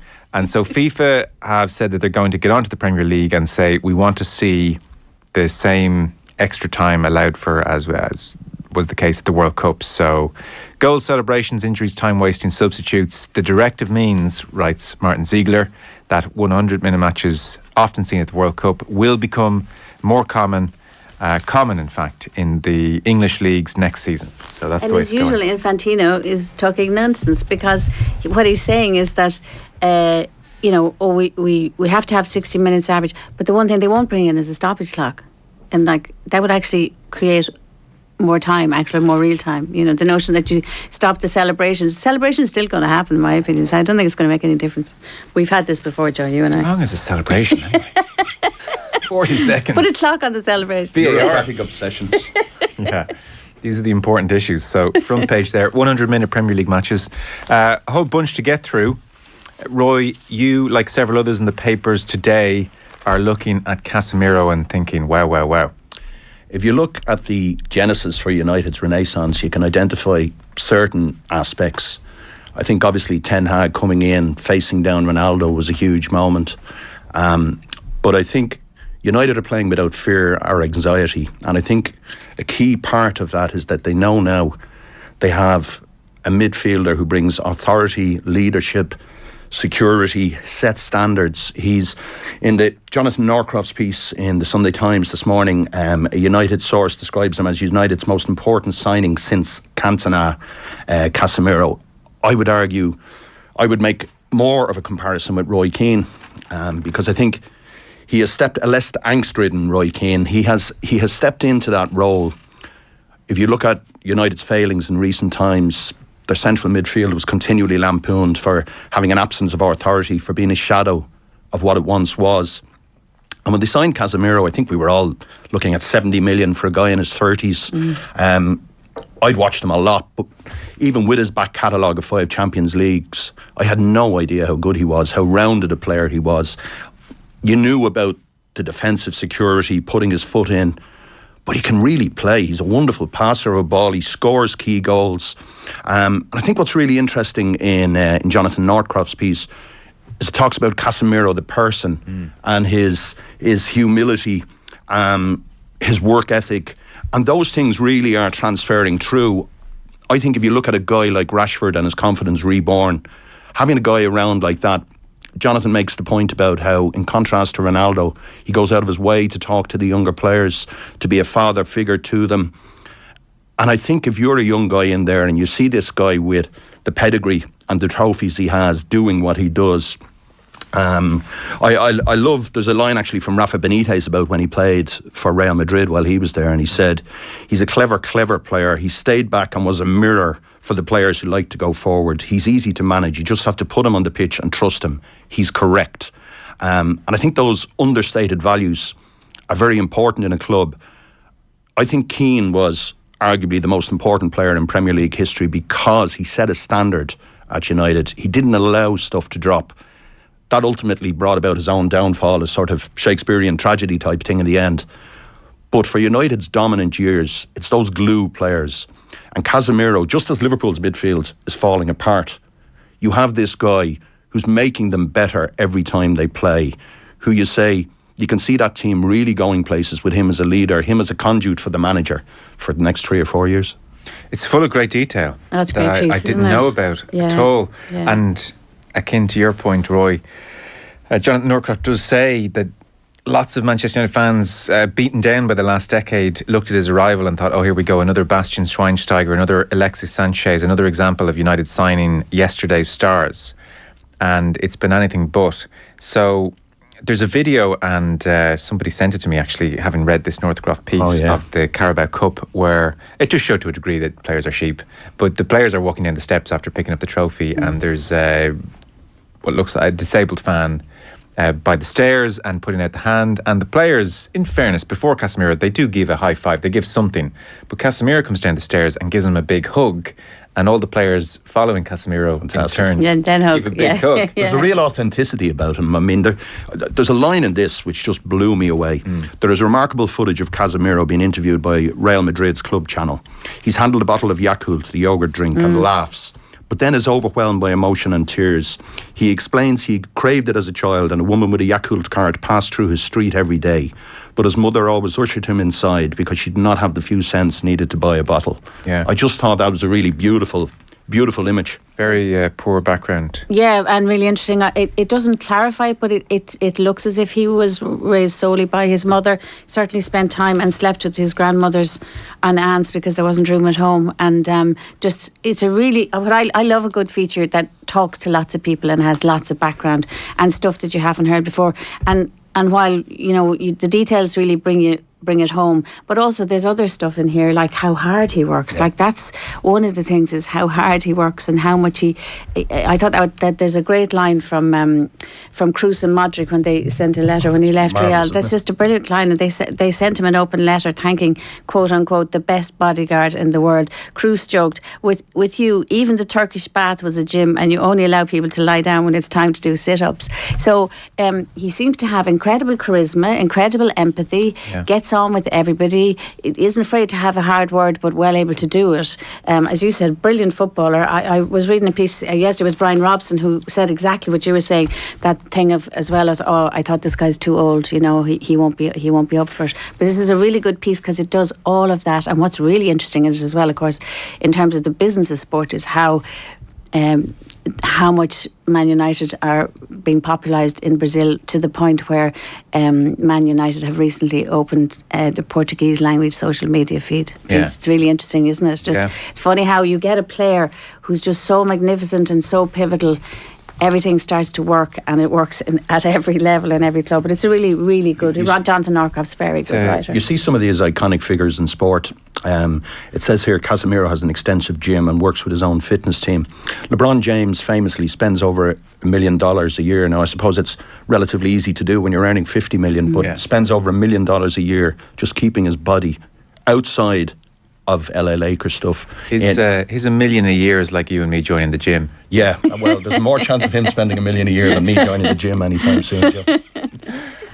It does mention, and people would have noted this at the time when he was unveiled, and he jogged over specifically to Roy Keane, who was working for Sky, and made a real beeline for him. And I thought, Casemiro, Roy Keane, how does he know him?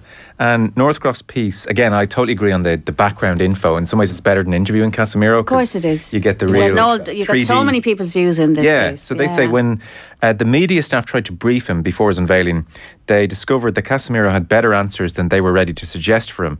He had an in-depth knowledge of United's history. He was already talking about Cantona, Scholes and Keane. He does his homework. And to an extent, that's just as equally interesting, Joe. What they're saying, saying also the coaching, apart from the media staff, the coaching staff are amazed because when they go to sit down and talk about opposition, he comes with a load of stuff that he's done, and he's done all the homework. Well, on that point, at home he watches football continually, at least a game a day. He uses Y-Scout to do his own analysis. He once used the platform to spot a pattern in Mbappe's play, which he exploited in a Champions League game. Which is just amazing. My wife gets annoyed, but it's my work. My life is football, he says, and it quotes Ancelotti asked which Real Madrid player most likely to become a manager. He said Casemiro. In the dressing room, he hangs out with Fernandes, Martinez, Varane, Antony and Lindelof, because that's the Spanish-Portuguese speaking corner. But as you said, Roy, he's known to speak to all the younger players as well. He's working very hard on his English. And the point about his work rate, because look again, the Schweinsteiger point he was who I thought was arriving. Yeah, I thought he looked full in the face. Yeah, very much so. I thought, here we go, 31. Yeah, he's going to trot around for a few years, but it's obviously just his physical appearance. Yeah, the work rate, because story about Casemiro's dedication. He had just won the Copa America with Brazil in 2019. On holiday with his family in Sao Paulo. They get their bags packed for a trip to Orlando. He sat down to watch Real play a friendly against Atletico Madrid in New Jersey. Real lost 7-3. Casemiro quietly separated his luggage from his family's, booked a plane to Madrid so he could begin his pre-season early. I mean, the most amazing thing about this piece is he's still married, but that does seem to... How extraordinary must it be for Ten Hag to have somebody like that come into the dressing room? I mean, essentially, Ronaldo goes out and this guy comes in, and they're absolute different personalities. One, a selfless guy who seems to be really have bought into the whole United thing, and he's having the time of his life. Perhaps he's done everything at Real Madrid, and this is maybe a chance for him to show, independent of that Madrid machine, this is the player that I am. This is the person that I am. He's a guy, you listen to all the stuff about him, as a guy you'd actually love to meet and sit down with. He just seems to have one of those infectious personalities. And it'll crop up again in other stuff that we're looking at today. But also, he quotes Jonathan Norcroft says Brazilian journalists have spent time with him in England say they've never seen him so happy. And this thing of happiness, being happy in your job, creating happiness around you, all that's important. I think it's been said before. I remember reading about it before as well. That Neymar, he was compared to Neymar so much, but now they were very, and the media they kind of mistook him, and he had this unwanted nickname of Casemiro. Mara means arrogant in Portuguese, but that he wasn't as open in his personality, and obviously Neymar was the showman. But it's interesting how at this age of his life he is working so hard and just making everything tick around him. It just shows point in Brazilian media, says Jonathan, there's now a debate. Actually, maybe Neymar isn't the best of his generation. So, I mean, I dare say if his English continues to improve and Harry Maguire's inevitable end comes... Captain Casemiro. pretty much. Yeah. Well, he has that emotional depth, and he's on the field. He's just a natural leader. Yeah, it was an amazing week for him. So Carabao Cup and then half-time to save the day at Old Trafford. So that's Casemiro. Roy's writing about him. Jonathan Norcross piece here full of interesting detail. Just a very quick mention, we don't have to dwell on this, but Martin Samuel does point out this situation which is brewing. It's on the next page in the Sunday Times, page 8. Just this Saudi Newcastle situation. In short, I appreciate people are increasingly finding this all a bit tiresome, but there is the Live Golf versus PGA Tour situation in courtrooms on different continents. But in the States, Yasser Al Rumayyan and the Saudi PIF, as part of that Live Golf versus the PGA Tour situation, they have said to the judge there, well, hang on, we're part of the Saudi government. We can't be dragged into a court to be interviewed. I mean, we don't give evidence in a conventional way. We are Saudi Arabia, so we're not going into your courtroom. Whereas meanwhile, the exact same people, Rumayyan and the PIF, have said to the Premier League, and they've given legally binding assurances, we are absolutely not. We are separate. We're nothing to do with the government. Do with us. So both those things can't be true. I saw that conversation started on social media during the week, and it's really going to grow now. And there's a big piece by Riyadh Al Samari in the Mail on Sunday as well. He said Premier League have been taken for fools, but what kind of mugs do they think the rest of us are? But it just highlights the inherent hypocrisy. I mean, the Premier League long ago became a cold house for decency. You know, it's a moral wasteland. And I think if you're looking for anything that's guided by morals rather than money, you're wasting your time, unfortunately. I mean, we can rail against it, but it's just so far advanced. The Premier League is the world's biggest sports watching vehicle, and that's essentially where it's at. Yeah. There is a thread running through a whole host of pieces which you both spotted and thought we'd tease out. So we have Brian O'Driscoll being interviewed in the Sunday Independent by Brendan Fanning, and he's talking about how the current Irish side are enjoying life so much under Andy Farrell. There is David Walsh on the back page of the Sunday Times. Again, he's talking about Farrell's Ireland. He's talking about Brendan McCullum's England cricket team and Scotty Scheffler. And again, in different ways, Farrell's Ireland, the English cricket team, Scotty Scheffler, they have sport in perspective and they're trying to enjoy it. For instance, he has a quote from Brendan McCullum who says, you have one crack at life. Why would you not want to enjoy it? You choose a job that you want to try and do, and it's meant to be fun along the way. There is also Mark Gallagher, who interviews Martin Carney in the Mail, and the headline there is Mayo footballers are enjoying their football under McStay. So enjoyment is the buzzword of 2023. I'll always recall Ronan O'Gara being in a Virgin Media studio with you last year or the year before. The day he addressed his own frailties, his own anxieties in his early career, that he simply wasn't good enough. And I was blown away by the level of introspection, the emotional intelligence, the curiosity, the passion. Most of all, this willingness to open up a window to his own failings, his own anxieties. And I thought, God, if I was a player, I'd love to play for that guy. Just a guy who's so human, who understands, who gets it, who understands the emotional state. And when people talk about Andy Farrell now, human keeps coming up. His humanity, his essential decency, his willingness to allow players be adults. I think so much of sport in recent years became very, very po-faced. There was a culture of coaching egos, sometimes overwhelming dressing rooms. Still there, I think. It very much is still there. But if you look, Joe Smith was clearly an exceptional, world-beating coach. He achieved so much, both with Leinster and with Ireland. But the flip side was the micromanagement, the granular attention to detail, those famed Monday or Tuesday morning review sessions where people were pretty much terrified even after winning a game. And I think that wears people down after a while. I remember in a previous life working for an editor who was a great fan of creative tension, this notion of people being on edge all of the time. It was, I think, an American original concept that people would be more creative if they were pushed to the brink. And I recall personally absolutely loathing it to the point where I wasn't sleeping at night. There was no capacity to be creative because you were terrified. And then to the point that I moved on, I was just so liberated then when you were working for people who just let you be and sort of wanted you to have fun along the way. And with Andy Farrell, with the cricketers, those Scotty Scheffler quotes, which are really, really good. The Mayo footballers last week, in scoring those 4 goals, looked like people who were free to just express themselves. And I think we've all this suspicion that you can't have fun and be effective. David Walsh finishes his piece with, when referring to the three people, he says, out of that fun came performance. And I think I would hope that's sort of a benchmark for where sport can go. I've been agnostic about the Irish rugby team going to a World Cup and being successful for a long time, simply because the back catalogue and what it tells you. But you look at Farrell's team and they're losing key player after key player and the performances aren't dipping. Yeah.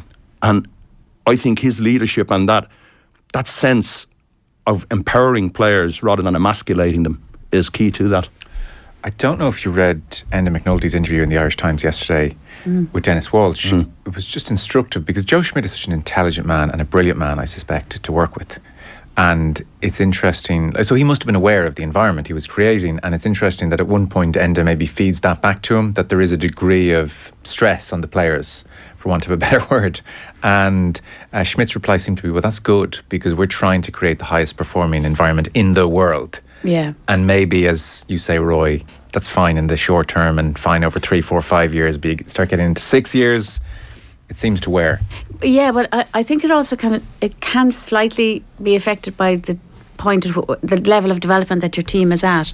I think that Schmidt felt that he had a team that had limited talent and so needed to be used the most efficiently way possible. Now Farrell ended up being part of that management team, so he would have seen what was going on there as well. But I think that he is benefiting from the depth of talent and the depth of coaching that has evolved, so that you have players now who have skills, and so you can ask them to be more creative, but you can also say to them, you can have a pint, lads, take it easy. And that is a factor, you know. You only have to go back to the Charlton era to see that in Ireland. There is this thing of happiness releasing tension, you know what I mean, and people being happy in their skins, and you do get that feeling with Farrell, and there's lots of pieces about it today, and David Walsh's one starts with that episode of Full Swing, the one on Netflix, you know, where Scheffler talks about his wife and she telling him before he went out, and if anybody's seen it, she tells him before he went out, you know, the Masters, I don't care if you lose OTB by 10 shots. AM with Gillette Labs. Get the ultimate shave or your money back. Neon Night Edition available now.